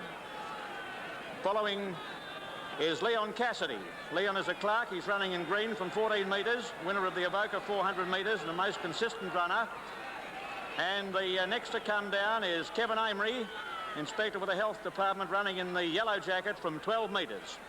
Kevin won the Bill McManus Stall 400 metres and winner of the Melton and Victory 400 metres. Pat Healy, a school teacher, and Pat running in the blue jacket from 10 metres. Here he comes, the Professional Runners and Trainers Athlete of the Year, 1979-80.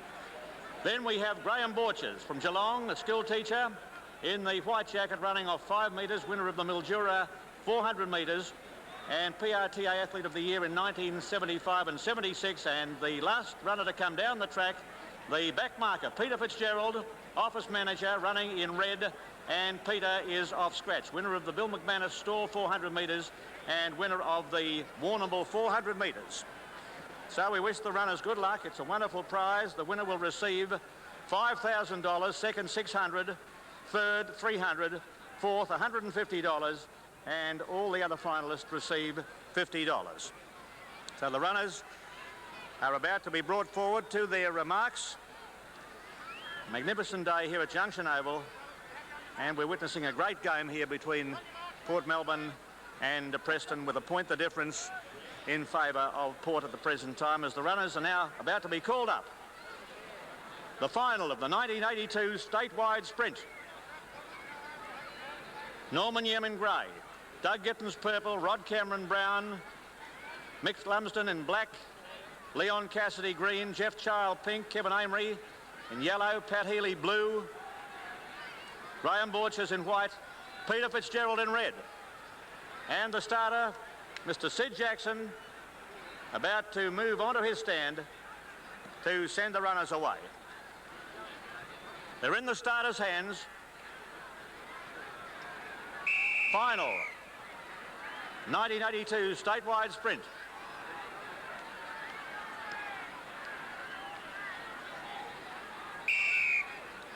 And away they go. And Norman Yem leads towards the back. In second place is Gittins. He's followed after a gap then by Cameron. And then came Lumsden as they run down with about 300 to go. Next is Cassidy, followed by Child and Amory in the yellow is going around them. Peely in the blue. Then came Borchers and Fitzgerald last of all, but starting to tack on down the back. And it's Yem leading about 4 metres. Gittins is second. Cameron's making his move. Cameron is second. Lumsden is fourth as they round the turn. Cassidy. Then came Child, followed by Amory, turning for home. 100 metres to go. Cameron takes the lead from Yem. In the third place, running on Gittins, followed by Lumsden. Then came Cassidy, Child. Borchers getting up on the inside from Healy halfway down the straight. Anybody's race now. Gittins and Yem bursting through in the centre. Gittins in front, and Gittins goes on to win. Gittins has won it from Borchers and Yem, followed by Child. Then came Healy in a gap, then to Lumsden, Amory, followed by Fitzgerald and Cassidy. One of the last home, and Doug Gittins running off 32 metres as the winner of the statewide sprint for 1982. Doug Gittins is first, second placing to Graham Borchers, third is Norman Yem, and fourth was Jeff Child, and the time 49.32. 49.32 the time as we cross to Rob Asprey to chat with the winner of today's final, and that is Doug Gittins. Thanks very much, John. Doug, come on over here. We'll go over and just have a chat, I think, with the crowd as well, and go on to the PA if we can get ourselves organised. Thanks, Johnny Russell. Well, ladies and gentlemen, it gives me a great deal of pleasure to introduce the winner of the richest foot race in the world, the statewide sprint, Doug Giggins. Well, Doug, still a bit out of breath, but congratulations. It must have been a great thrill for you. Thanks very much, Rob. Yes, it's rather overwhelming, you know. I only entered this race, I reckon, to take a watch the VFA finals, and here we are up a winner. It's very hard to put into words, but there are a few people I'd like to thank, and if you'll bear with me, I'll get into it.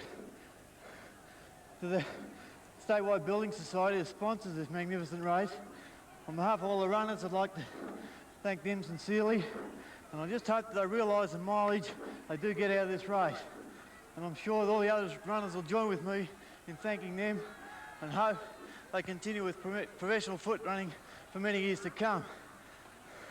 Well, Doug, we'll just let you get a breath for a moment, because we do have the Honourable Premier over there, and Stanley Jacklin, the Chairman of Directors of Statewide, and they're going to do the very important honour of presenting you with a cheque very shortly. But while you're getting your breath, Elkie Bergen, the Statewide girl, would like to present you with the sash, and that has been a highlight of our telecast during the last running of the finals, the heats. We would like to just ask you about the race again. That KGL professional runner, Norman Yem, was there too, and did a magnificent job.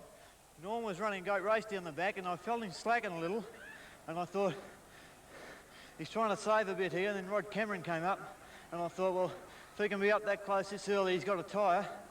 When I came out on the bend, Norm came with me, and I was a bit worried then, and my God, it's a long straight all the way up there, I'll tell you that.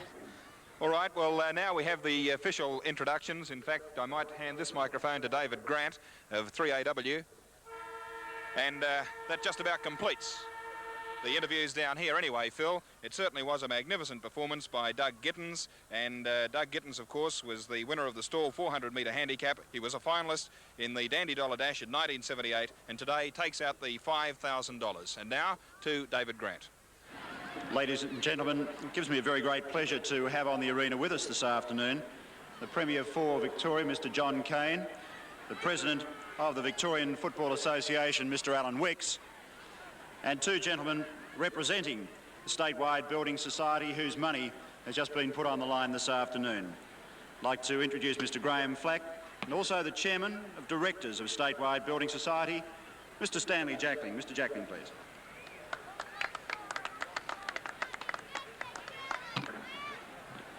Thank you very much.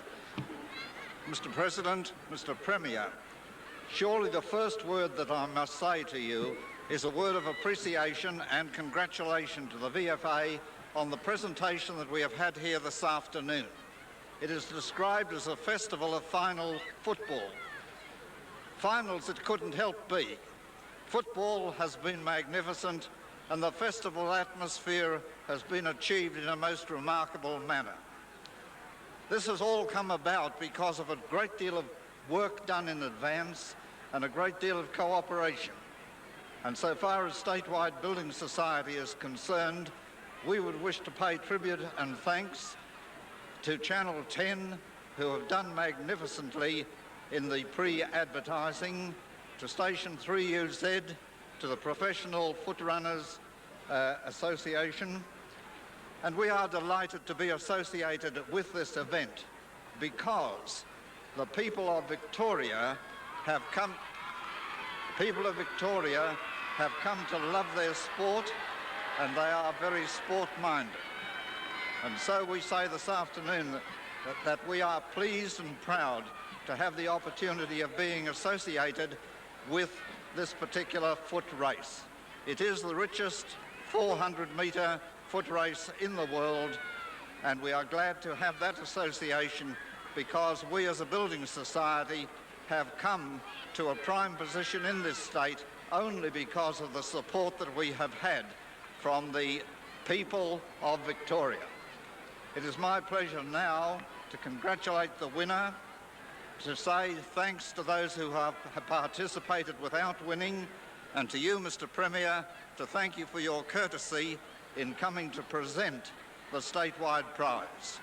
I would ask you now to give fresh assurance to Doug that he really has won.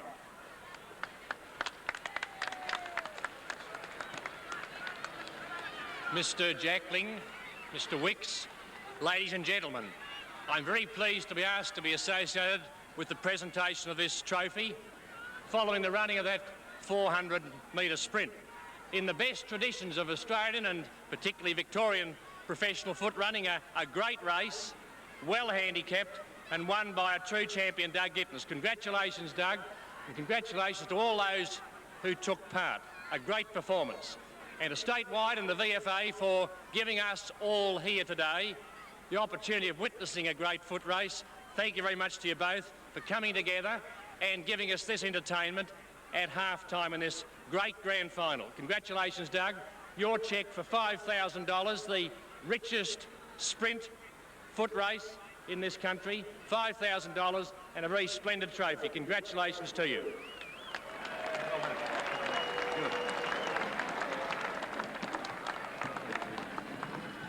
Mr. Kane, distinguished guests, I think I've already thanked Statewide. I couldn't thank them enough. I feel a bit like Jimmy Connors with great big cheque, but still, that's the way it goes. I'd like to thank the Professional Runners and Trainers Association. They do all the work and it's not too easy for them. And my wife standing here, I wouldn't be here without her, I can assure you of that.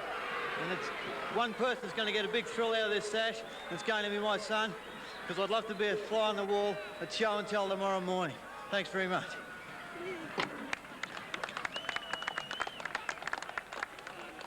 Well, there we have the official presentation and the winner being announced for the statewide sprint, the richest sprint in the world, and the winner taking out $5,000 in cash. And we do take this opportunity of thanking Victoria's biggest building society statewide for their sponsorship of that particular race, and also the VFA final series, and also to 3AW for their tremendous cooperation through David Grant during the final series. Now at half-time, Port Melbourne is 7-13-55, leading Preston 8-6-54.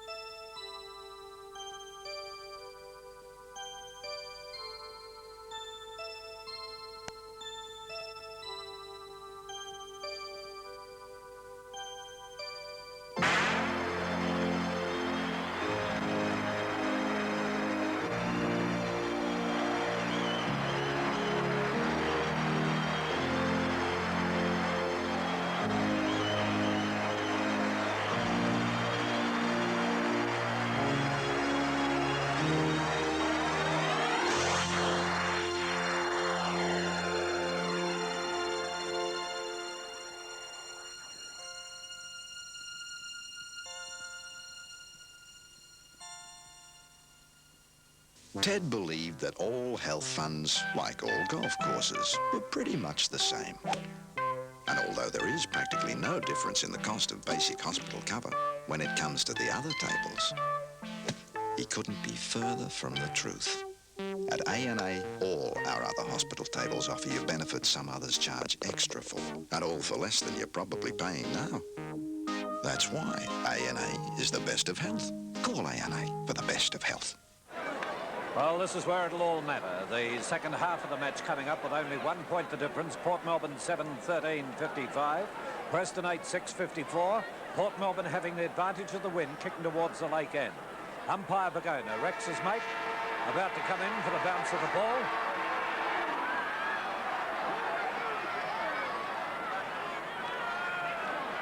And here we go in the second half of the 1982 Grand Final. Austin getting the knockout. Comes down towards Swan. He taps it further afield.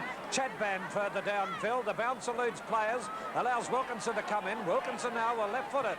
Up towards Cook at centre forward. He moves out, but it's punched away this time by Plowman. Well wide of Cook. And here's the chance now for Bryan to get it away. Back up towards the centre. Austin receiving a pass from Shaw. Back to Shaw again. And Shaw now with a right foot kick towards Carla Van, who's a bit far under the ball. Punched away from him. Comes through to Dermott. Dermott now wide.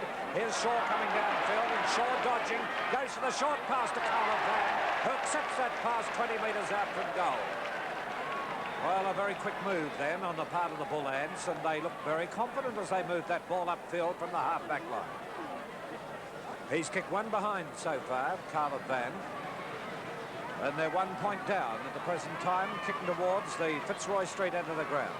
He's only about 20 metres out from goal on a very slight angle. This will lift them if he can put it through. The Puma's on the way. And it's right through the middle for full points to Preston. They've hit the front. In today's stormy investment climate, wouldn't it be nice to get a really competitive rate from only $100 deposit, unaffected by market fluctuations? Well, you can. At Statewide, you earn from 15.5% per annum to 16.5% per annum, fully protected from change for 3 or 6 months, whichever you prefer. Ask at any Statewide branch. Statewide, Victoria's biggest building society, by far. Right, we're just waiting on umpire Ogston to bounce the ball. 5 points the difference in Preston's favour. Comes wide of the pack now. Players moving in on it. There's Kelly crunched into the ground. He must get the free kick. So Kelly of Preston gets the free between the centre and the stand wing. Kelly now with that kick to centre half forward. Players making a lead. Tansis moved out but couldn't get it. Hallis is in there. There's Hall. Rod Hall with a wide hand pass to Robertson. He gets grabbed and Hall will get the free kick. Rather Robertson. Robertson at centre half back. Last line of defence. They need to attack Port Melbourne. Preston seem to be fired up a little better this time, Harold. Yes, they are, Phil, and that first goal come from their captain, Coach Shaw, bringing the ball down the ground. They're going in very hard. Right, there it is, bounces wide towards Kavanagh. Kavanagh screws it out towards Wilkinson. Wilkinson pursuing the ball on the right half-forward flank, having it bounce away from him. Shaw right behind him. He's having a lot of difficulty, and Shaw about to pounce on the ball as it went over the line. But the umpire said Wilkinson was tagged by Shaw. We're not in possession, and he'll get the free. So Wilkinson from the half-forward line to the pocket. Cook goes up in front, a bit far under the ball. Comes through here towards a player who couldn't quite get to it, and it's forced over the line. Port Melbourne 7-13-55, Preston 9-6-60. Ruckman set themselves, and this will be Cook going up in the ruck. He pushes it wide, and eventually a hand pass comes out here to be taken away by White. White with a further hand pass to Warren. Warren around the wing on the outer side of the ground. Carla Van comes in to take the mark. He's immediately off, moving downfield pretty quickly. Tansis tackles him, but he gets the hand pass to McCann. McCann now shoots it across looking for Hallis. Up they fly, no one able to take the mark. The umpire's called play on, it comes through to Olsen, who gets a push in the back. He's missed it, but he got a push in the back after he kicked the ball. Then the umpire has given it as a goal. So Preston hit the front. Well, now they're, 11 points up. I'd say when they change it, they go to 10-6, 66. To Port Melbourne 7-13-55. Well, what are you going to say about that, Rex? I think Port Melbourne have every right to be very disappointed in that decision of play on after that player took the mark. What do you think, Harold? Yes, Davies definitely took the mark, Phil, and then he was retarded after he wasn't paid.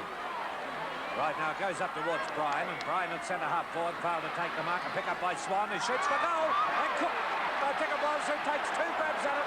A spectacular mark by Cook, right near the goal line, and that was the, I don't think it was an even, I think he marked it.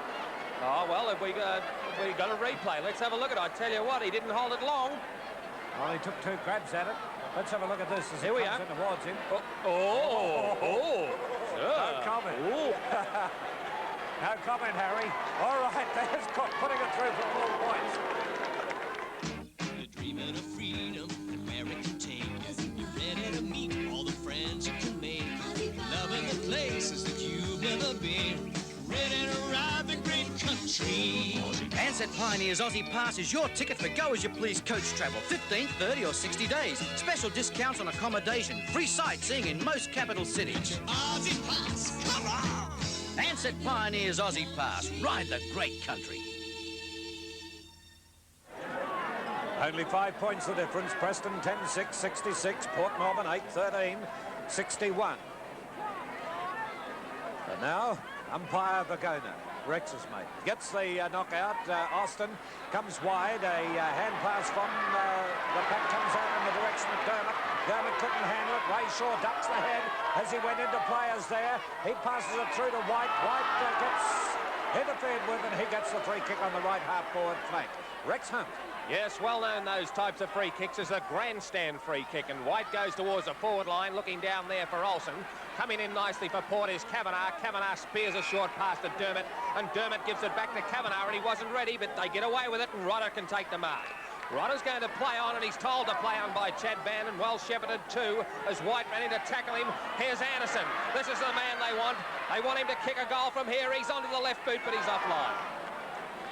One behind, 1 point to Port Melbourne in a fast and furious opening to this vital third term. 8-14-62 Port Melbourne.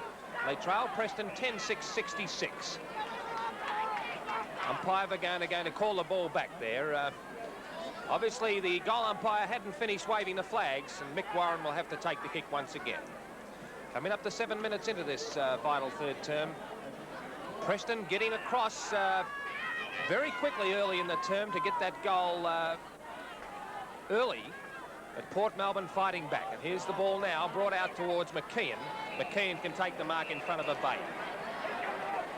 There's a lead coming up from Dintena Sade, but he's going to be put under pressure by Swan. Swan knocks the ball clear, and here's Robinson, a real goer at centre-half back, and he's played particularly well, but Dintena Sade comes away on his left boot and kicks it in towards the centre-half forward, but here's Demetrio. Demetrio over the top to Dermott, puts him under plenty of pressure. Dintena Sade came in, but Wilkinson's got the break. Bucks has got no future here, he says, as he comes through and does it well to the applaudance of the crowd, and Carla Fan can take the mark at centre-half forward. Tanzer standing the mark, and he'll be looking no doubt down there in the direction of Shane Hellis. Here's the lead, but the pass is right on line, and he's going to pull play on, and good decision, but push in the back by Hall. I agree with that call to play on, but Bowden can take the free kick. Infringed there by Hall, and this well, he didn't call play on for Fred Cook with the same thing. As I said, Bowden has got the ball, and he's going to line up from 45 metres out. Now, this is going to be a difficult shot. He's got that breeze coming across him as the left footer's offline from here. He's not going to make the distance, and it goes over the top of the pack and through for a behind. So Preston now move on to 10 goals, 66. 10-7, 67 now is the score for Preston, and Port 8-14-62. Peter Hall with the bandage left leg goes short, and this is putting Dermott under plenty of pressure by Bowden. Bowden tackles him nicely. They thought it was a bit high, the Borough people, but he tackled him by the jumper, and Bowden can have his second shot within minutes. Bruce Davis warming up on the interchange bench there as Bowden goes in short, looking for Olsen, and he's put him into a shocking position to kick here. He's a right footer there. He's already kicked 2. And looking a little bit like John Wayne as he lines it up there. Left his horse behind there, but he's offline by the look of it. It's coming back nicely, but not enough. So another behind goes on the board to Preston. 10:08.68 they move on to Port, 8:14.62, and 10 minutes have gone into this vital third term. Righto, kick-off about to take place from Hall, from the Fitzroy Street end of the ground. Right footer plays it towards Chad Band, who gets in front of Austin, but Austin coming in from behind has taken the mark. So Austin gets the lead very quickly, looks for Hallis up there on the forward zone. Juggling going on by Carla Van, but immediately we see it taken away here for Port Melbourne towards the wing on the stand side of the ground. Knocked further afield by Doyle. There's Swan bearing in on the ball, and Swan with 3 Preston players behind him, the 4th coming in, gets the shot and he gets the free kick. Chad Band grabbing it away from Austin, and Swan immediately goes downfield with the Bayer coming off the ground, and Bruce Davies coming on for Port Melbourne. Umpire blows the whistle. He's paid a free kick to Fred Cook. Fred Cook at centre half forward with the 3. Now with the wind behind him, he's well within scoring range. What's he kicked, Ian? He's kicked 1 goal, 3, and in addition to that, 1 out on the full. Well, that was against Plowman then, as Cook comes in, puts it on its way, and this is right through the middle. Another one up to Port Melbourne. They go to 9-14. Mitre 10, Mitre 10. They're Australia's biggest hardware men. Looking for a power tool? At Mitre 10 you'll find a big range of drills, sanders, saws, grinders, routers, plus all the accessories. We're a group of almost 400 hardware specialists who buy together so you get a big range of top-name hardware at value prices. For power tools, your Mitre 10 man's an expert. Where do you go for hardware? Well, scores a dead set level. Both sides on 68. Wilkinson streaking downfield for Port Melbourne. There they go. It comes off the hands of the pack. Bucks had the chance to come in, but a hand pass out of the pack, and this is the chance, I think, for Berry to get away with it. It's kicked out to the boundary line and over the line and out. It was Bryan who put it out. And it'll be Davies to take the free after going out on the full. Now, this is Russell Davies, because we also have Bruce Davies coming on as interchange. It comes down towards Evans. Evans tried to break away, couldn't do so. Austin gets it wide of the pack, comes through here to White, and White now with the 1 bounce will come around the boundary line with the 2nd. Forced to kick it now with Rodder coming in. It's high in the air, and Robertson shepherding then allows Dermott to come in and take the mark. So Dermott from the wing on the stand side of the ground. Chad Band short, but Dermott with his kick towards centre half forward, punched away, comes back to Chad Band. He lopes away now, plays it towards centre forward. Cook comes out, punched away by Plowman, comes down towards Anderson, who couldn't control the ball. There's Wilkinson grabbed, drops the ball, and the free kick will go against him and be taken by Bill Bucks. All right, Bucks now from the half-back line, plays it out towards the flank position. McKeon came in to take the mark. Rob Asprey. Great game of football here, level pegging in the match at the Junction Oval. That's Robertson now going forward. Opportunity to weave his way around the opponent there, right into the left forward pocket position, close to the boundary line, and that's over the line and out of bounds. 10:08.68, 9:14.68. Level pegging in the 3rd quarter here. That's Austin getting up very high. Bowden takes the ball, brings it back towards the centre of the ground. Well, not quite, actually. It's still Wilkinson there now, across to Rodder. Rodder will drive the ball down towards Fred Cook. He's got 3 opponents on him at the moment. Ball is knocked away from him. Fast and furious football here. Bringing the ball out and going towards Kelly. That's Kelly moving in towards it. Kelly right on the wing position, looking for a teammate to hand the ball, and that's Warren now taking the ball back towards the wing position, but it's Demetrio who'll save the day. Demetrio, not a good kick, back towards the left forward pocket position, but it's Kelly taking the ball across to Dintina Santo. He'll kick the ball across towards centre half forward. Now it's into the wide open spaces, no one behind them except the goal square, and it's Port Melbourne defending there through Hall. Robertson now, right over the centre line, down towards centre half forward. Up goes Bucks, and he gets it on the 2nd grab. Graham Bucks at the true centre half back position, kicks it to the outer wing position. Austin is there. Kavanagh on the mark. Umpire says move back a bit. Austin now gets a lead from Bowden. Bowden can't take the mark, close to the boundary line. Knocks it on, going in the right direction. Bowden just about to get his kick, but loses it. Robertson's there, has the ball knocked away from him, and the umpire will call for it to be thrown in.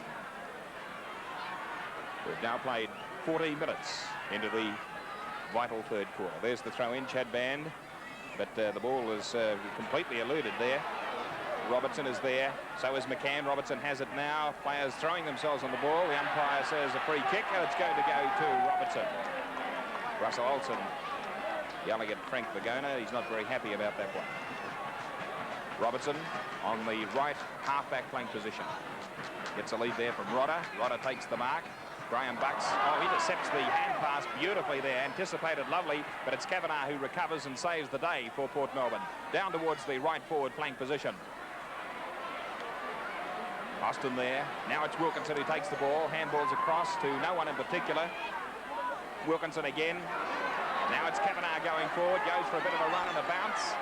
Streaking in towards goal from the half-forward flank position. There's Fred Cook moving across. I think it's a goal. It is a goal to Port Melbourne.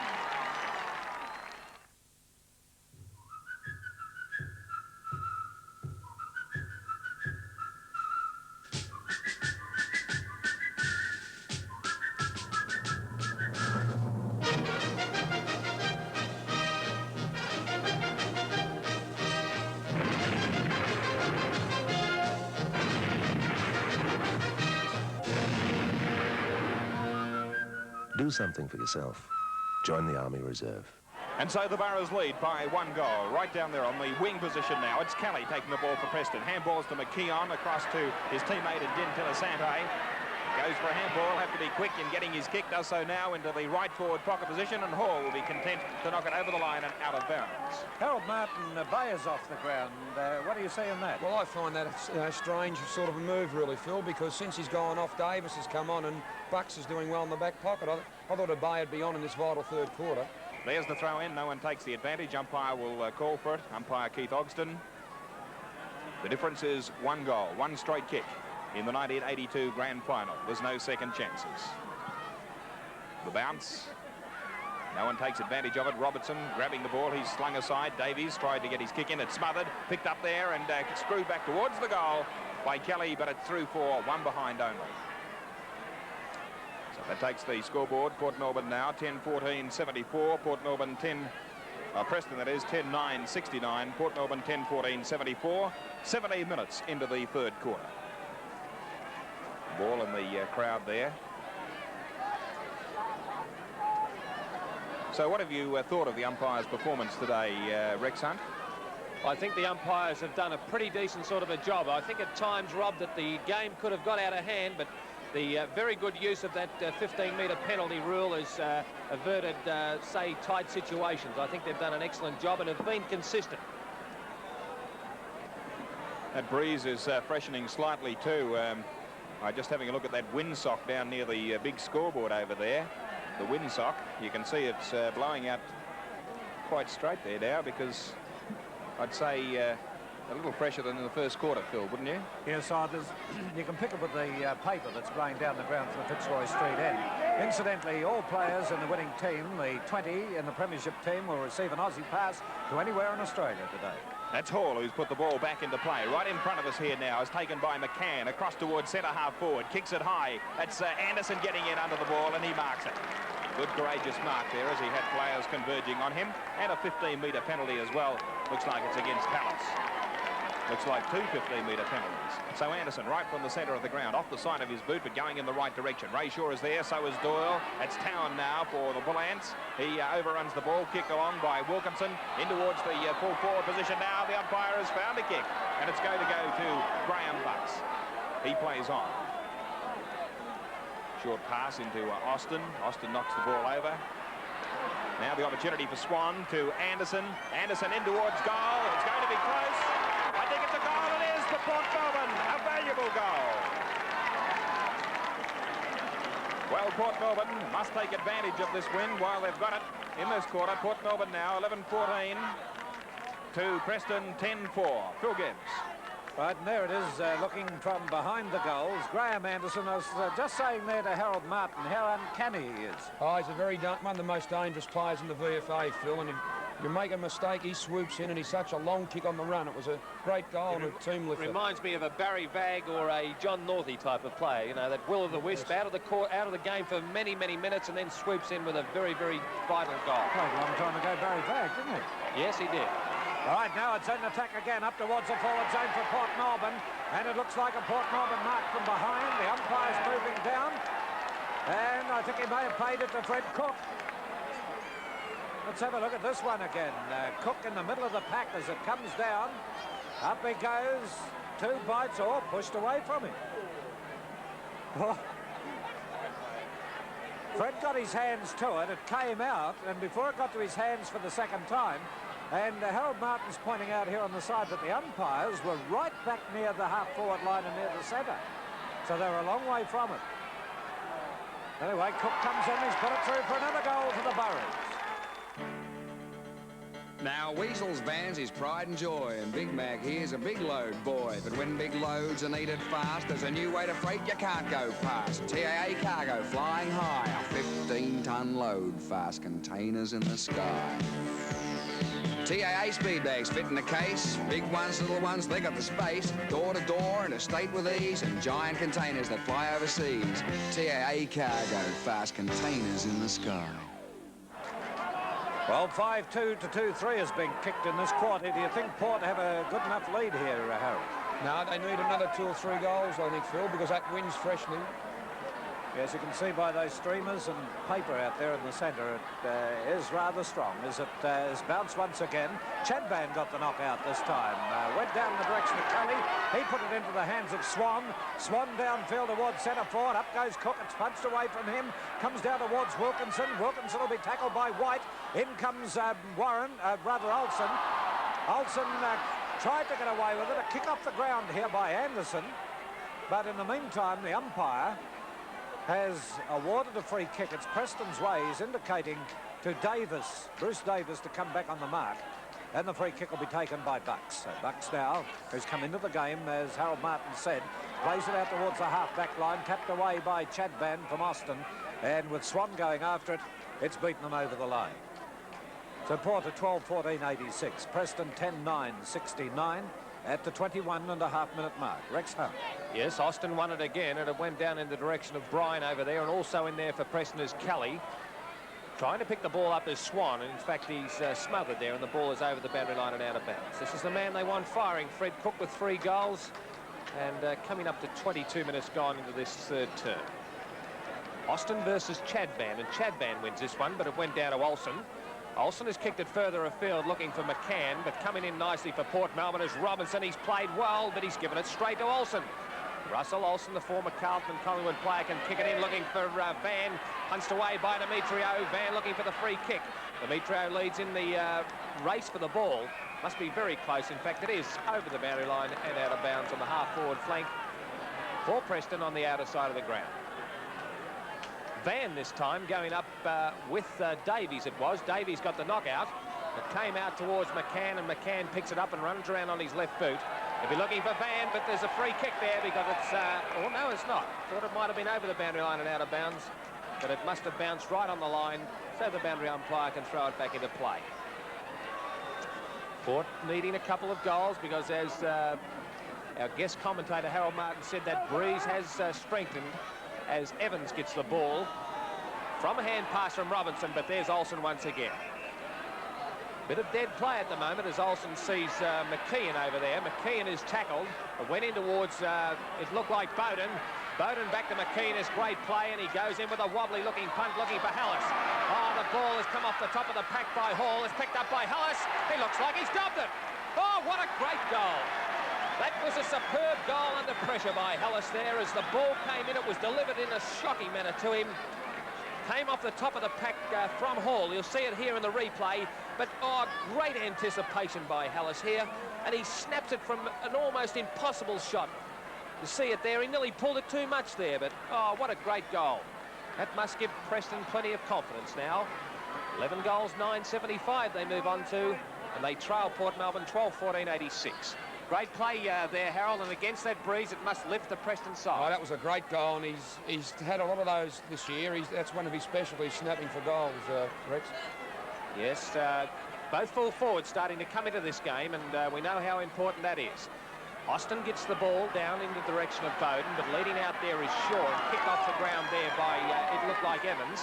He's going to lead the player in white there, but he overruns the ball, and Shaw comes in looking for the free kick, and he's going to get it. There was a bit of experience there by Shaw as he felt Evans into his back, lunged himself forward, and the umpire said, yes, Ray, you can take the free kick. Good on you, Harry. Thank you very much, Bill. As Ray Shaw kicks it in towards the half-forward line, Chadban's in the area of taking the mark there, but he drops it. Robinson's the man. He's experienced, the former Fitzroy player, and he kicks it out into the open spaces. Here's the race in the ball. Town versus Doyle. Doyle 32 for Port Melbourne, and Town, he's got it in front of him now as Doyle kicks it with magnificent direction down towards Cook. But Cook is going to appeal for the free kick, but he's going to miss out there. As the goal umpire races around and gives it to the boundary umpire and says, throw it back in, please. 25 minutes into this third quarter. Port Melbourne by 11 points as Cook grabs it out of the ruck, tries to have a kick. Coming through is Russell Olsen. He's had a pretty decent sort of a third quarter as he sees Shaw out there. Shaw is going to be pressured by Evans. Nobody to give it to. And a very, very experienced kick sees the ball go along the ground and out of bounds on the wing position right in front of the Preston race. With the scores reading, Port Melbourne 12-14, 86, Preston 11-9, 75. We're into time on in the third quarter. Chadban tried for the knockout, missed the ball altogether. Coming through was Davis. He couldn't gain control. Eventually picked up by Davis. He plays it high in the air towards the left forward pocket. A pack of players wait under it. It comes through in the direction of Tansis. Tansis goes down to the ground. Out wide it comes, but still no one able to break clear with the ball. Olsen picks it up. He goes for a blind hand pass, but it comes through to Rodder. Rodder hand passes to Swan. Swan lines them up with a long kick downfield, but again the distance. Cook tries to mark it. I think he's taken a sensational mark. That's the mark of the day for sure.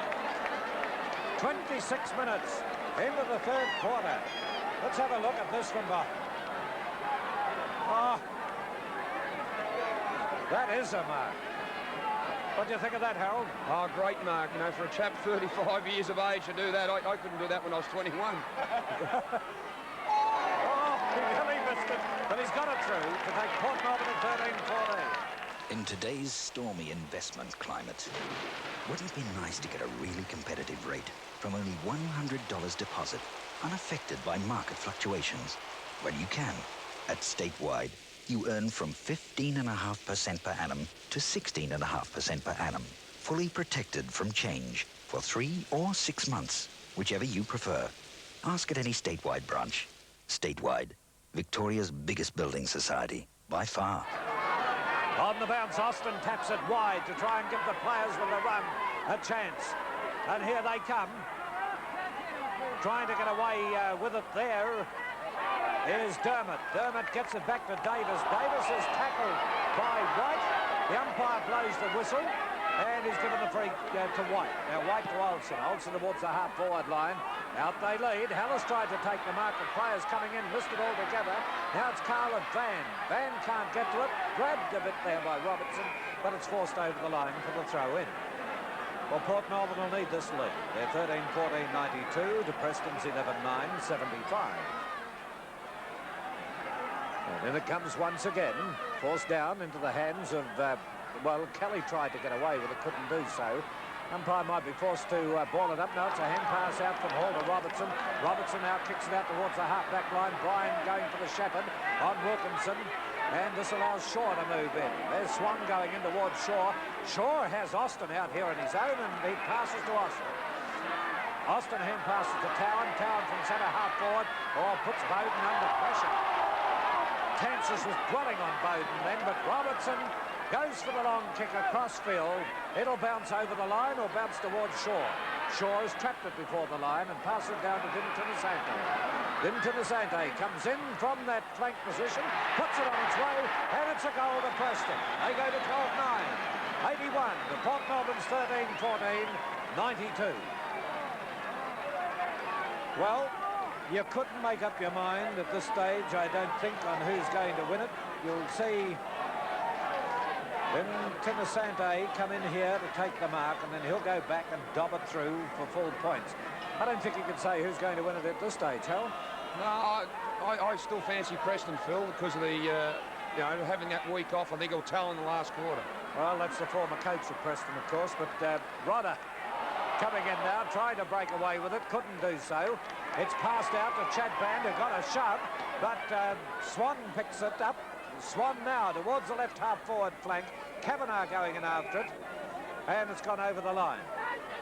Well, I thought there was a push in the back here to Swan, but he still went on with it. Anyway, it's deep on the forward line, about to be thrown back in, Rob. The margin is 11 points. 11 points, the difference between these two sides in the grand final. Desperate for a goal now is Port Melbourne, because they'll be coming home against the breeze. Across to McKeon. McKeon goes for a bit of a run. He's right on the wing position in front of the big grandstand here.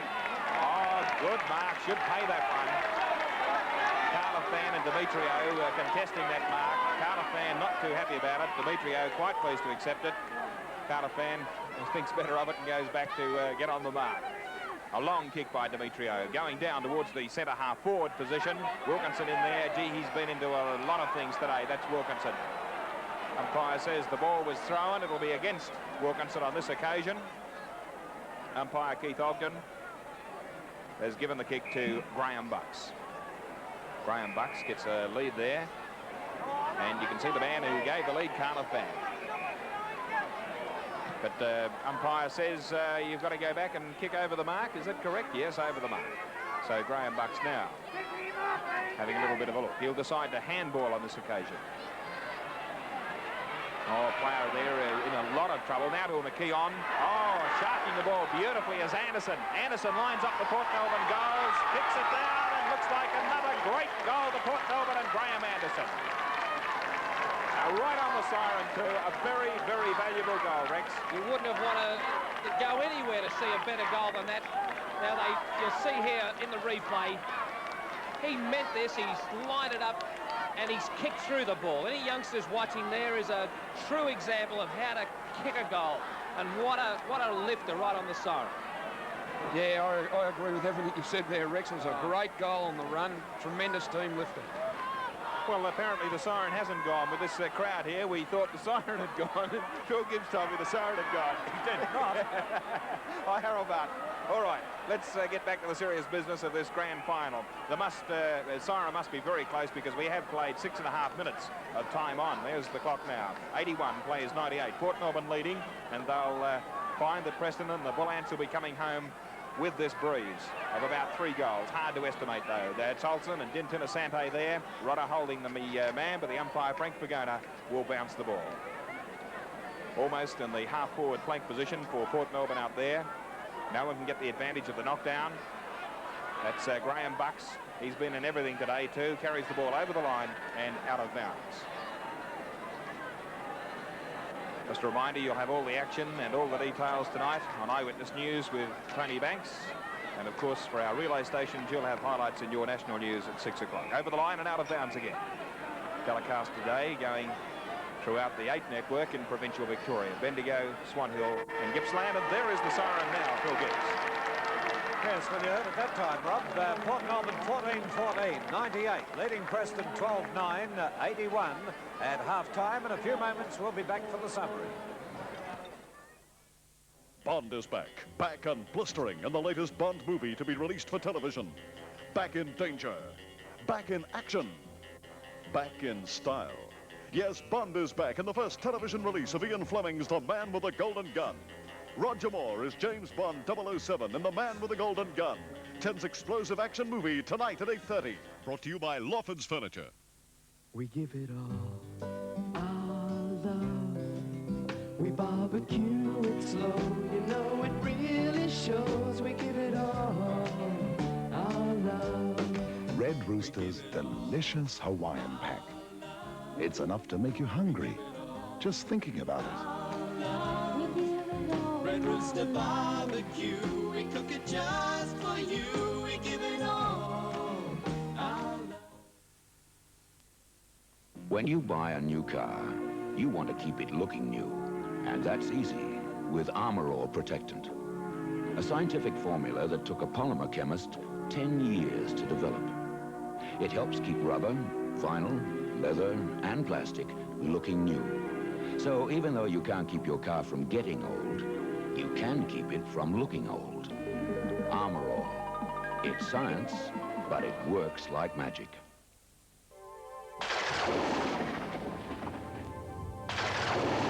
In your Rice Krispies and 1 kilogram packs of Vitabrits, you'll find a Masters of the Universe sticker. Collect all 6 and match the symbols on the back. Whenever you match, you win. There are hundreds of prizes to be won, so search your packs of Rice Krispies and 1 kilogram Vitabrits, because the Masters of the Universe stickers are here. When your muffler snaps it, take it to Midas. At Midas we've mufflers for almost every car, and we fit them free. Now I don't put much faith in this sort of guarantee, but the Midas guarantee is a beauty. If you come back to us in 2 years or less and there's anything wrong with our muffler, even if you've damaged it accidentally yourself, we'll fit a new muffler free, no arguments. When your muffler snuffs it, take it to Midas. At three-quarter time in the VFA 1982 Grand Final, Port Melbourne are 14-14, 98, leading Preston 12-9, 81. Preston coming home with the wind in the final quarter. Harold Martin to comment. Well, Phil, you'd have to go a long way to see a better game than this. It's got everything in it. It's fierce, there's hard tackling, a lot of good constructive running and kicking the position. I think the big thing so far today has been that Preston haven't been able to tag Bill Swan and Graham Anderson as they have in previous encounters. And if they're going to win this game, they've got to try and get Anderson right out of the game. He did 2 great long kicks on the run there that lifted Port Melbourne. And Swan, he hasn't been as tagged as closely today as Mark McKean has done in the past. And I think these 2 players have got Port Melbourne in front, also with the desire of the rest of their teammates. But I still fancy Preston can get up, but it's going to take a mammoth effort. And I think that Ray Shaw, you know, after half-time, he really put himself in to be faded out a little bit. And I think they'll be looking to him and the more experienced players, Russell Olsen and Jeff Austin, who hasn't had a great game, to lift the whole side. Do you think you'll see a Bayer come back on in this final term? Well, I think, you know, I was critical of that early, but Bryce, he knows a bit more than me about that, but I think he saves him up and brings him on in short bursts, but I thought he should have been on with the win, but perhaps he'll bring him on now, and I think he might prove right. Comments then from Harold Martin, Rex Hunt. Just looking down at the Preston camp, they look extremely flat to me. They look as if they're shell-shocked. And if ever there's a chance now for Port Melbourne to gain the initiative, it's in the early part of this final quarter. I think they'd be thoroughly delighted that they're in the position. I said earlier on that they just don't play well when they're when they're plenty of goals down. They are in front. To me, Preston look jaded, and I think it's going to be a Port Melbourne victory.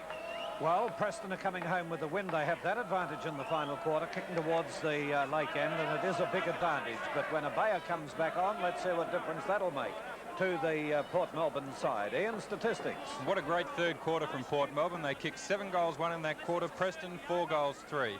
Port Melbourne kick getters, Kavanagh. He's played a great game all day with 18 kicks. Wilkinson, 12. Evans, 11. Particularly played well in the second quarter. Swan, 17 kicks. And Robinson, what a strong half-back flanker with 13 kicks. Preston kick getters, Bucks. He's played well in defence for Preston with 12 kicks. Warren, 9. Shaw, a good captain-coach game with 27 possessions, including 17 kicks and 10 hand passes. Olsen, 14 kicks. And Austin, 10. Goal kickers for Port Melbourne. Cook with 4 goals, all coming from that quarter. 3 to Anderson, 2 to Abaya, and 1 each to Tansis, Wilkinson, Evans and Rodder. And for Preston, 3 to Hallis, 2 each to Olsen and Din Tinasante, and 1 each to Towan, McGaw, McCann and Van. And at three-quarter time, Port Melbourne 14-14, 98, a leading Preston 12-9, a total of 81. This is the new McCain egg and bacon pie. Well, I say it's new, but I've been making pies like this since I was a lass. And I'm no spring chicken, you know. McCain used fresh eggs, bacon, cheese, parsley. It's my recipe, right down to a touch of spice. The McCain egg and bacon pie. Mmm, it's very good, but it's not very new. Mitre 10, Mitre 10. They're Australia's biggest hardware men. Looking for a power tool? At Mitre 10 you'll find a big range of drills, sanders, saws, grinders, routers, plus all the accessories. We're a group of almost 400 hardware specialists who buy together so you get a big range of top-name hardware at value prices. For power tools, your Mitre 10 man's an expert. Where do you go for hardware? Mitre 10! The VFA Festival of Finals Football, proudly brought to you by Statewide, Victoria's biggest building society. Well, Gary Bryce is out there still talking to his players, gathered in a group with Fred Cook around him as well. And he's laying down the law as to what he wants to happen here in the final quarter. Let's have a look at the statistics now for the match. And what a great game we've had so far. Both teams level pegging at the moment, both statistically and score-wise. Possessions for Preston, they've got a slight advantage there, 209, Port Melbourne 205. Kicks, that's where Preston's possession advantage comes in, 146 kicks, Port Melbourne 136. Marks, Preston remain stronger in the air, they've remained stronger right throughout the day with 43, Port Melbourne 39. Free kicks, Preston being either favoured by the umpire or in front when they're going for the ball with 28 free kicks, Port Melbourne 21. And this is where Port Melbourne have an advantage in the handball department. 69 to Port Melbourne, 63 to Preston. Well, Harold Martin, from Preston's point of view, straight down the middle. Yes, that's what they've been playing more direct, but I'd also like to send a cheerio at this stage, Phil, to Tommy Suplet, a former Preston full-back, and he's a great friend of Ted Henry's and Pat Foley, so he'll be watching today at Stratford, and hope Preston get up for you. All right, I was rather hoping I'd have seen Ted at the luncheon here today. All the best to you, Ted and Judy. As we have now umpire Oxton ready to bounce, and listen to the crowd as they wind up for this final turn. And there it goes, Carla Van moving in, and the ruck goes for the big knockout. It goes wide. Swan tried to gain possession. Shaw goes down in the middle of the pack. He scoops it out of the pack. It's Kelly, who's rather White, who's got possession. White tried to kick it wide, smothered again, and the umpire will come in for the ball out. Port Melbourne 14-14, 98. Preston 12-9, 81. And as the minutes tick by in this final quarter, the pressure will certainly be on Preston. They're the ones coming from behind. Chadban getting the knockout from the ruck. White had the run on the ball. Scooped off the ground out here, and a trip from the umpire has given the free kick to Kavanagh. So Kavanagh from the outer wing, kicking towards the Fitzroy Street end of the ground. Big crowd in the background. That statewide sign as it comes up towards the half-forward line. Punched away now, and this gives Tansis a run on the ball. Tansis towards centre forward, and Mick Warren there in defence to take the mark. Now Mick Warren of Preston with the long kick out towards the half-back line, looking for Carla Van. He hits it over his head trying to find Shaw, but Kavanagh dribbling it along the ground puts it out again. Port Melbourne 14-14, 98. Preston 12-9, 81. I'll tell you what, if Port Melbourne can bring this up, it will confound a lot of the critics, as they've been beaten twice this season by Preston. Wilkinson this time with a pass to the half-forward line, and a kick off the ground by Anderson, again coming in. He's kicked for Anderson, there's no doubt about him. He's certainly elusive. He had that long goal kick then, just near the closing stage of the third quarter. It must have gone 65 yards or metres. And this one now from right in the goal square, and he's put it through for full points. Oh, gee, he's a hard player to handle, Harold. Yeah, yes, he's very hard, Phil, but the interesting thing, they've got Caleb Van on the ball and Jeff Austin at full forward. Well, there was no bounce then. It was a free kick to Swan, who put it up to Davis. Davis shoots it in towards goal, and the mark has been taken by Plowman in the last line of defence. So Plowman plays it out to the half-back line, or deeper into the pocket, really, with Bryan gaining possession. Bryan high in the air, and this is the opportunity for Bowden to come in, but a pick up by Wilkinson. Wilkinson this time to Dermott. Dermott down the flank, and Evans comes in to take the mark. Now Evans shoots for goal. It's not a bad kick, dropping a bit short. It eludes Cook, but comes out to Davis. Davis can line them up, shoots under pressure, and I think he's put it through for another one. Well, the Boroughs pouring on the pressure here to take Port Melbourne to 16-14. Preston 12 goals, 9. Well, no one would have expected that, Harold, as we have a look at that again. Yes, they've really lifted, Phil, and they're going to be hard to stop now. I'd put Austin straight back onto the ball. I think that with Austin down there, the Liston Trophy winner, he should be in the ruck. Plenty of people expected it. There were 3 people on the panel that selected Port Melbourne. How can you say that? No one expected it. I know we did, but I know other people certainly didn't. That's correct. That is certainly correct. We just get the record straight. You just want to get a plug in for yourself. Anyway, it's a knockout by Chadban. Wide of the pack. Comes down to Shaw. They need him firing. His kick is smothered this time by Tansis. Down goes Shaw with a push in the back, and he'll get the free kick. Play had gone on, but he's moving back, waiting for it. I just remind you, blokes, the game's not over yet. I just remind you that you selected Preston. All right, it's Shaw. Now, from the half-forward line. He's a long way out, but no further than from where Anderson kicked that goal just before three-quarter time. He's put it on its way. It'll drop short on the edge of the goal square, and Hallis, I think it may have been, who's come out to take the big mark right on the edge of the goal square. Look at this again. Up goes Hallis, a good, strong mark, and one certainly needed by the Bull Ants at this time.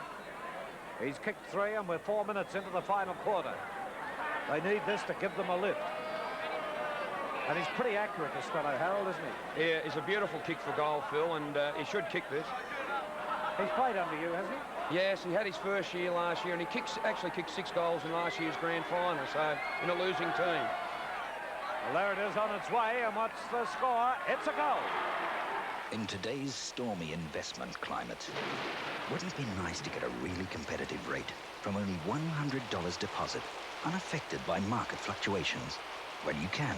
At Statewide, you earn from 15.5% per annum to 16.5% per annum, fully protected from change for 3 or 6 months, whichever you prefer. Ask at any Statewide branch. Statewide, Victoria's biggest building society, by far.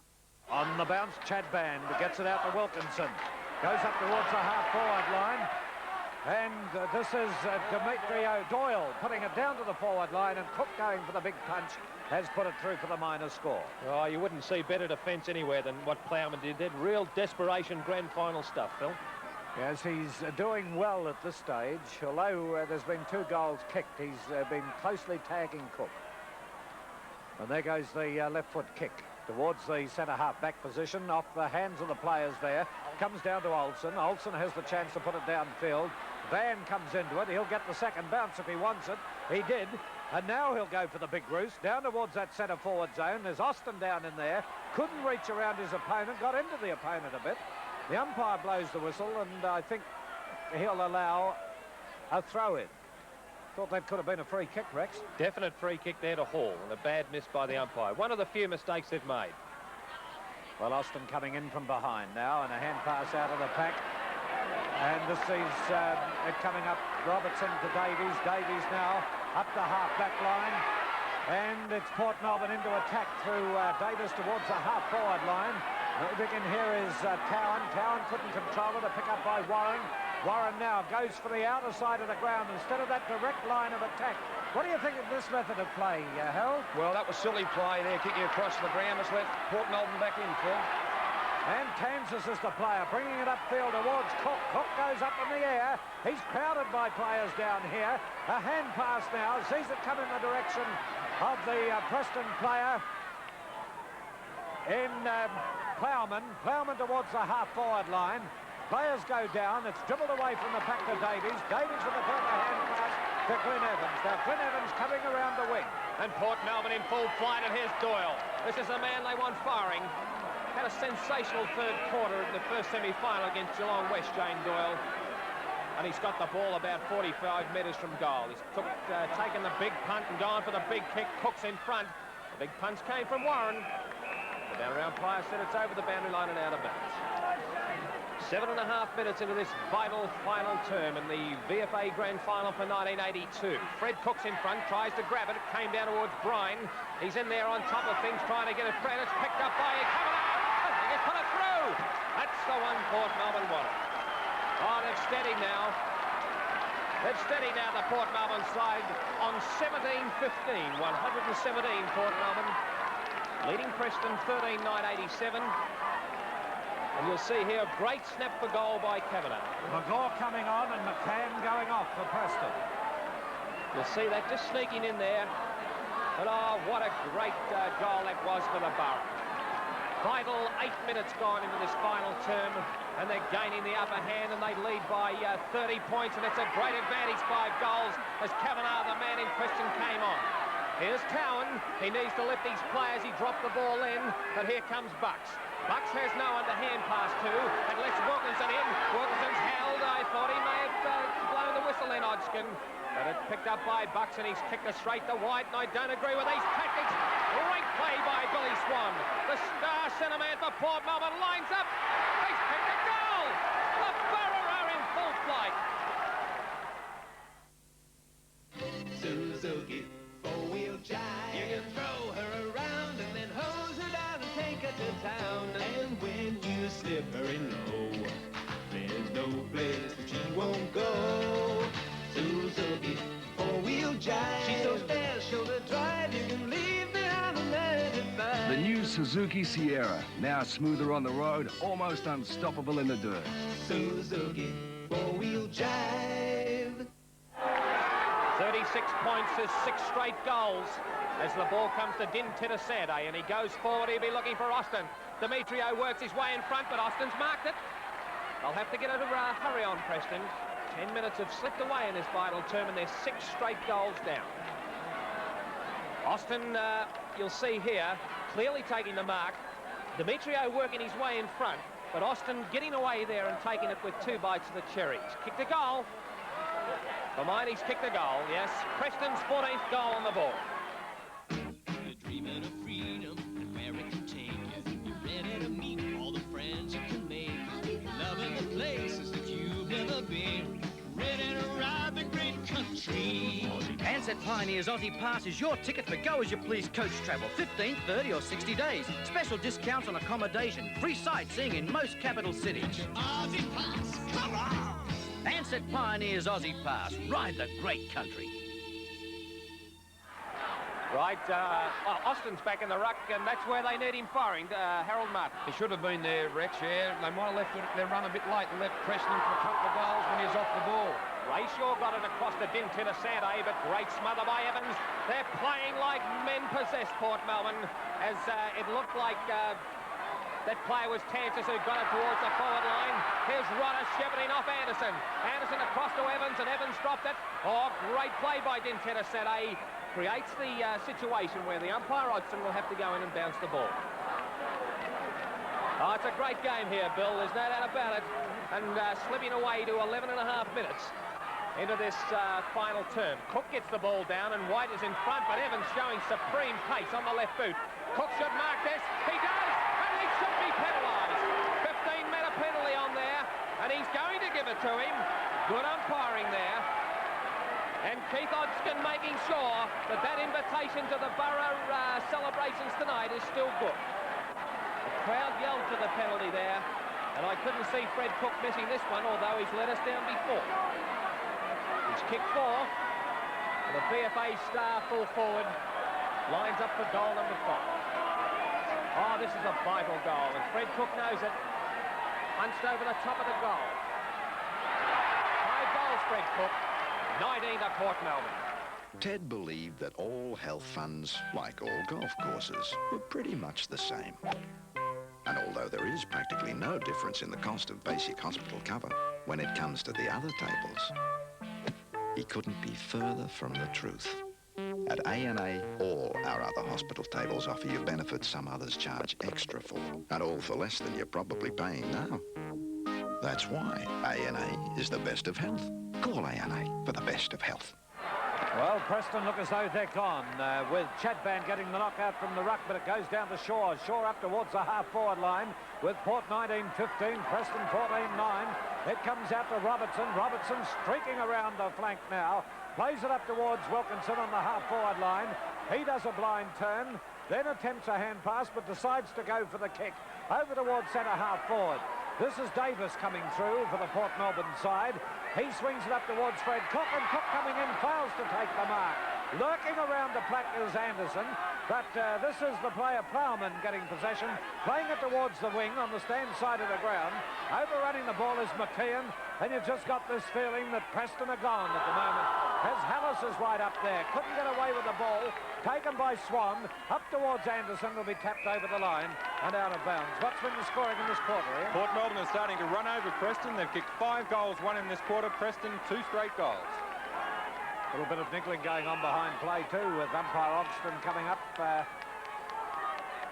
And umpire Vagona watching it too, calling, I think, again for... He blew the whistle just before the boundary umpire threw it back in. That's why the umpire was coming up and talking with Hall and Hallis. But still a bit of shoving. Both umpires watching it. Now the ruckmen set themselves, and Chadband dribbles it out wide. With the opportunity for Kelly to burst through there. He races right away with a lot of pace. Downfield now with 3 bounces. And look at him go as he kicks it up towards the forward zone. It's over the head of Carla Van. And the mark has been taken by Demetrio in defence. He plays it out here to Dermott. Dermott on the half-back line.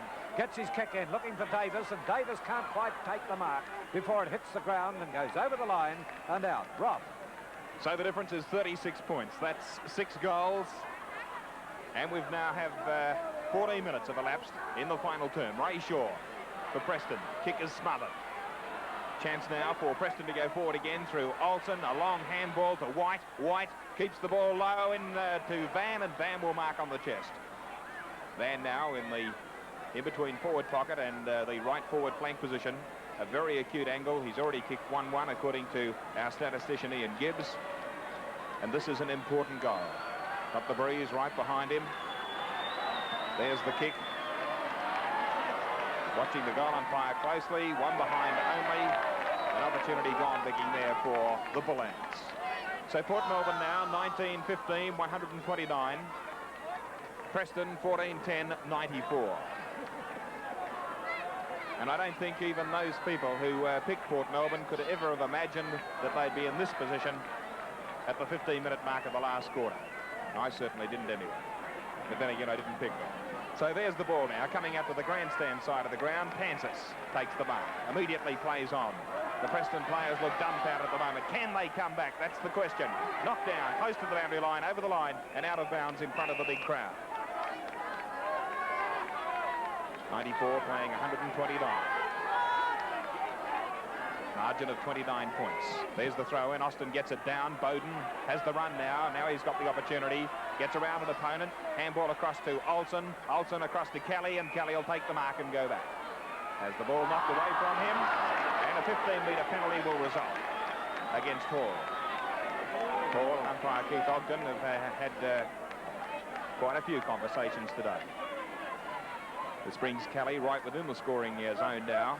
He's already kicked 3 points, and that's his 4th. Offline through for another behind to Preston. Missing vital opportunities now.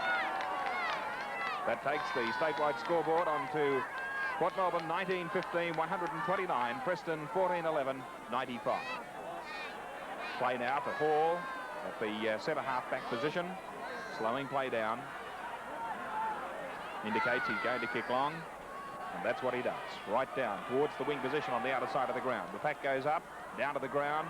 Chance now for Ray Shaw. The captain picks it up. He'll slam away at the ball right in towards the big sticks. Can it go through? It does, but only for 1 behind. So that's 3 behinds in a matter of 3 minutes. Gary Bryce, I wonder if he's played his last game of football today. Yelling instructions down there on the bench. Now the play coming this side to the grandstand side of the ground in front of our commentary box. Handball across to Davies, who's going now for a long run and just recovers the ball after those 2 bounces into the half-forward flank position, and a beautiful mark by Kavanagh, making the most of the opportunity. Across to Doyle, waiting there at centre half-forward, but he's playing from behind. Davis is there. So is Bucks. He gets the ball out to White. White will go for a bounce. He's hotly pursued by Doyle. Just gets his kick in into the centre of the ground, and waiting there is Ray Shaw. What can Ray Shaw do to lift his side? Shaw directs play to the forward flank position and sees out there Carla Van staging for a 15-metre. A little bit of a help too, and certainly got it and deserved it. They are fighting back now, but they need to get those goals on the board. Preston at the 20-minute mark. No, it's not. It's the 18-minute mark of the last quarter. Carla Van. A drop punt kick in towards the goal. The umpire moves to the centre and says it's a goal. You can punt on Saturday winners, hope your numbers soon come up. Take a bet at the casino, try to woo all lady luck. But don't gamble with your holders, don't take risks on quality. For service and parts, your Holden dealer's the man to see. All over Australia, quality GM and AC Delco parts and competitively priced service from local Holden dealers are keeping great cars great. See your local Holden dealer. Nobody knows Holden better. So the difference is 27 points, 15-12, 102. Port Melbourne, 19-15, 129, trying to make it 3 premierships in a row. An incredible feat if they can pull it off, and at the moment they must have a great opportunity. There's Dinton Asante, right on the wing position. Kicks it down towards the full forward position, and up goes Hallis. Can he hold the mark? No, he didn't. Play on, says the umpire, and Davies will defend. Across to Wilkinson. Oh, the umpire has found the shove there. Free kick to Wilkinson. Well, we've said today, Phil, what a great atmosphere it's been, but by golly, it doesn't matter what the VFA do or what the organisers do, it's the football that really makes the game, and today they haven't let us down. No, they certainly haven't, as Hall takes the mark there for Port Melbourne on the stand wing position. Port 19-15, Preston 15-12 to the half-forward line, and that was Doyle coming in to take the mark. They're starting to take their time, too, Port Melbourne. They've got the smell of victory in the nostrils as it goes up towards Cook. It's punched away from him by Austin. Came down towards Dinton Asante. Also in there was Bowden. But neither player could get away before the umpire blew the whistle for a ball out. Wilkinson dragging himself up off the ground. Obviously a bit tired.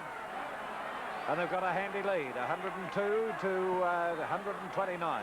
27 points up, Port Melbourne. There's Cook trying to burst through the pack. He dribbles it out, and it's kicked away here by Olsen. Olsen towards the centre, overrunning the ball was McKeon, and it's taken by Swan with a short pass to Kavanagh, and Kavanagh accepts that pass wide of centre half forward.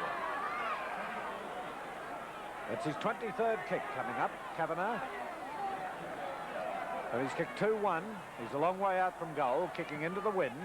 He gets it high, but it's dragged around wide of the goals, and the mark there has been taken by Davis by the look of it for Port Melbourne. Port Melbourne at the moment at 19-15, Preston 15 goals 12. There's about 10 minutes of play left. There's Davis taking it again. There's a clear mark with Austin trying to get his hands around it as well. I just can't understand a player not punching in that position, Phil. Well, they're desperate, aren't they, in that defensive zone, and there it is, through for another goal. In today's stormy investment climate, wouldn't it be nice to get a really competitive rate from only $100 deposit, unaffected by market fluctuations? Well, you can. At Statewide, you earn from 15.5% per annum to 16.5% per annum, fully protected from change for 3 or 6 months, whichever you prefer. Ask at any Statewide branch. Statewide, Victoria's biggest building society, by far. Port Melbourne going away with the 1982 Grand Final. They're 20-15 to Preston's 15-12. Just a reminder, Phil, that we'll be down in the rooms to capture all the atmosphere down in rooms in the Port Melbourne rooms after the siren. And there'll certainly be some atmosphere. Rex Hunt. Right, umpire Vergana puts the ball down, and Austin, who I was very critical of then, I thought he should have punched the ball away. Swan taps it across towards Wilkinson, but coming through is Hallis, having a run on the ball and trying to get some lift, but I think all the lift has gone out of Preston now as Dermott runs in the final stages of this Grand Final and kicks it down towards Doyle. Doyle let Evans have that kick, but it's picked up by Towan. Towan has had a very ordinary day after kicking that first goal. Down towards McKeon it was, and also in that area was McGaw. It's going very close to the boundary line. In fact, it's over now, and the umpire will be able to throw it in. Coming up to 22 and a half minutes gone into this final quarter.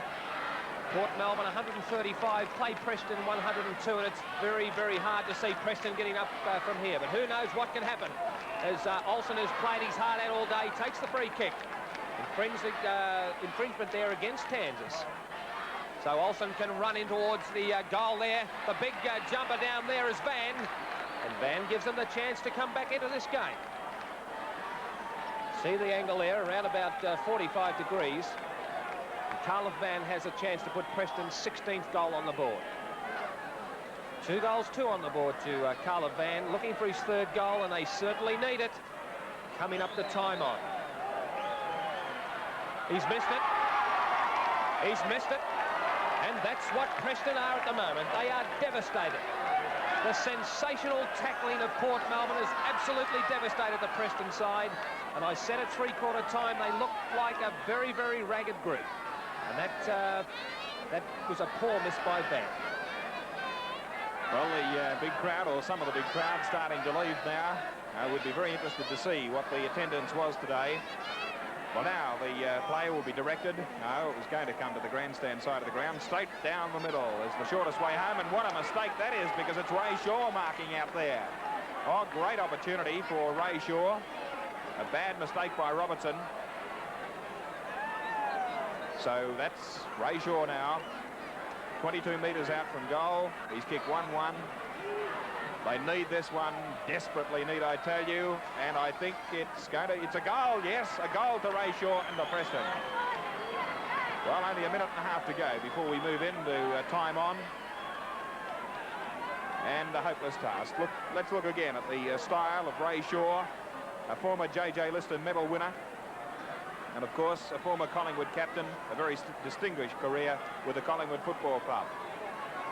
Well, there was no doubt about that, right through the middle, as indicated by the umpire. Back in the centre of the ground. There's the bounce. Chad Van thumps the ball down. Ray Shaw back in there. No one can get advantage of it.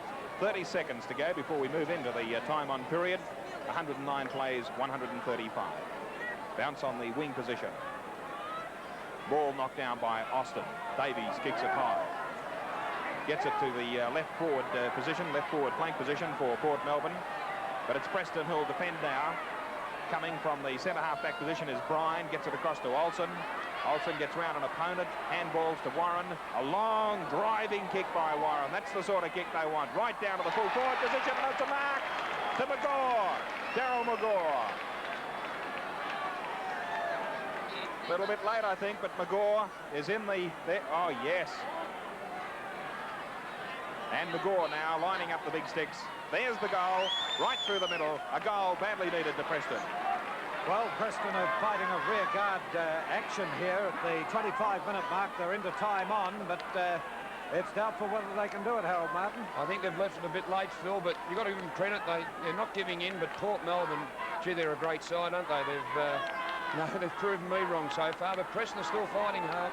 Well, if they take this one off, it'll be 6 out of the last 9 grand finals they've participated in. They've won.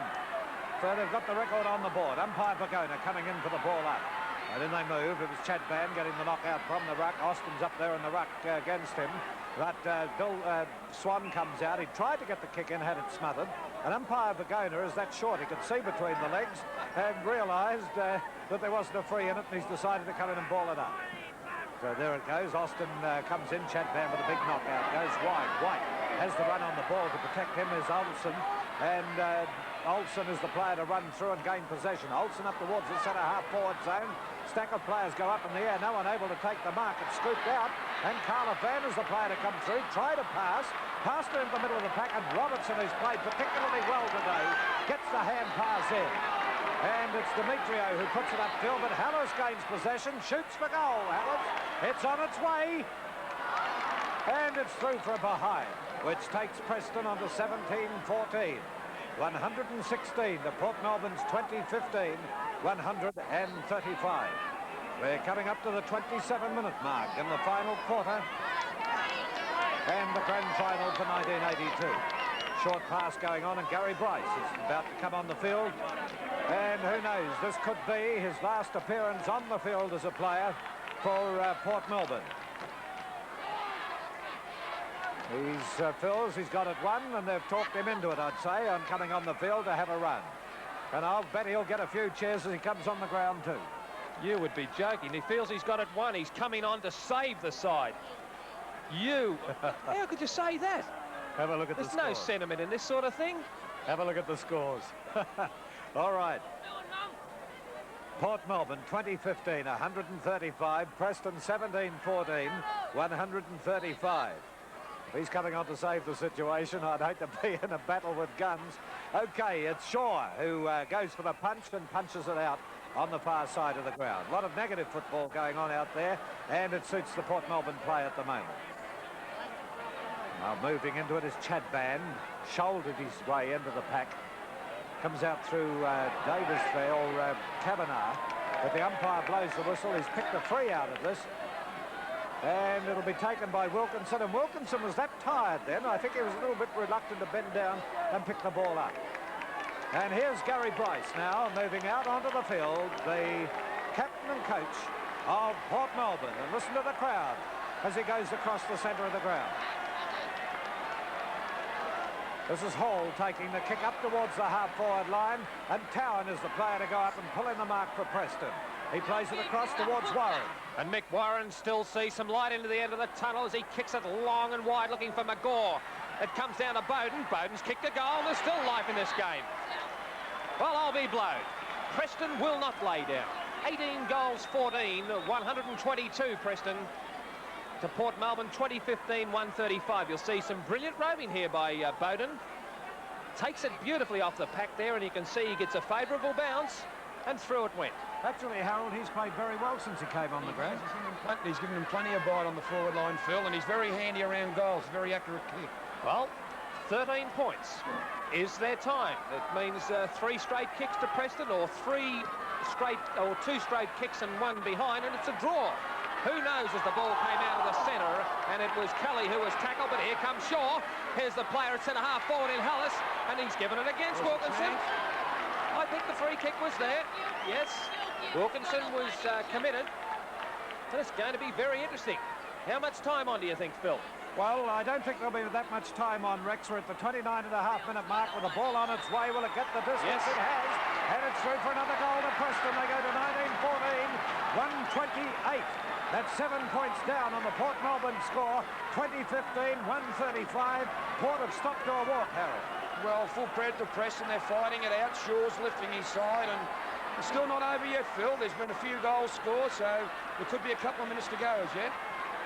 Well, it's on the 30-minute mark at the moment. It's a good thing they brought Bryce on just to give him a run because the game was won.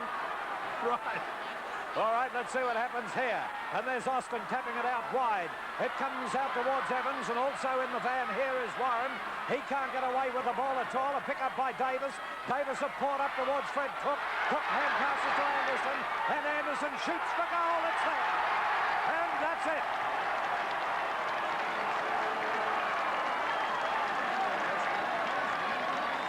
Anderson has played a brilliant game, and we'll be interested to know who our commentators select as the best player on the field. He's kicked 5 goals, Anderson, and look at him tear away as he keeps it low into the goal square and through for full points. So that takes Port Melbourne under 21-15, 141, as against Preston's 19-14, 128. Well, now on the bounce of the ball, it's tapped away here by Evans. But a kick downfield for Preston, sees it go to White. White now still battling away, gets the hand pass in towards Van by the look of it. No, it's gone out of bounds, back downfield on the right half-forward flank for Preston. We're at the 31.5-minute mark into the grand final. And we'd say now, with 13 points the difference, it's Port Melbourne's grand final. They're 21-15, 141. Preston 19-14, 128. Rex Hunt.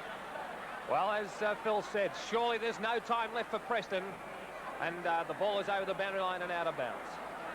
Plenty of children and people wanting to race on there. As you can see, 32 minutes gone. 128 Preston plays Port 141 as the ball is over there in the hands of Tansis, and he gets it nicely across to Wilkinson.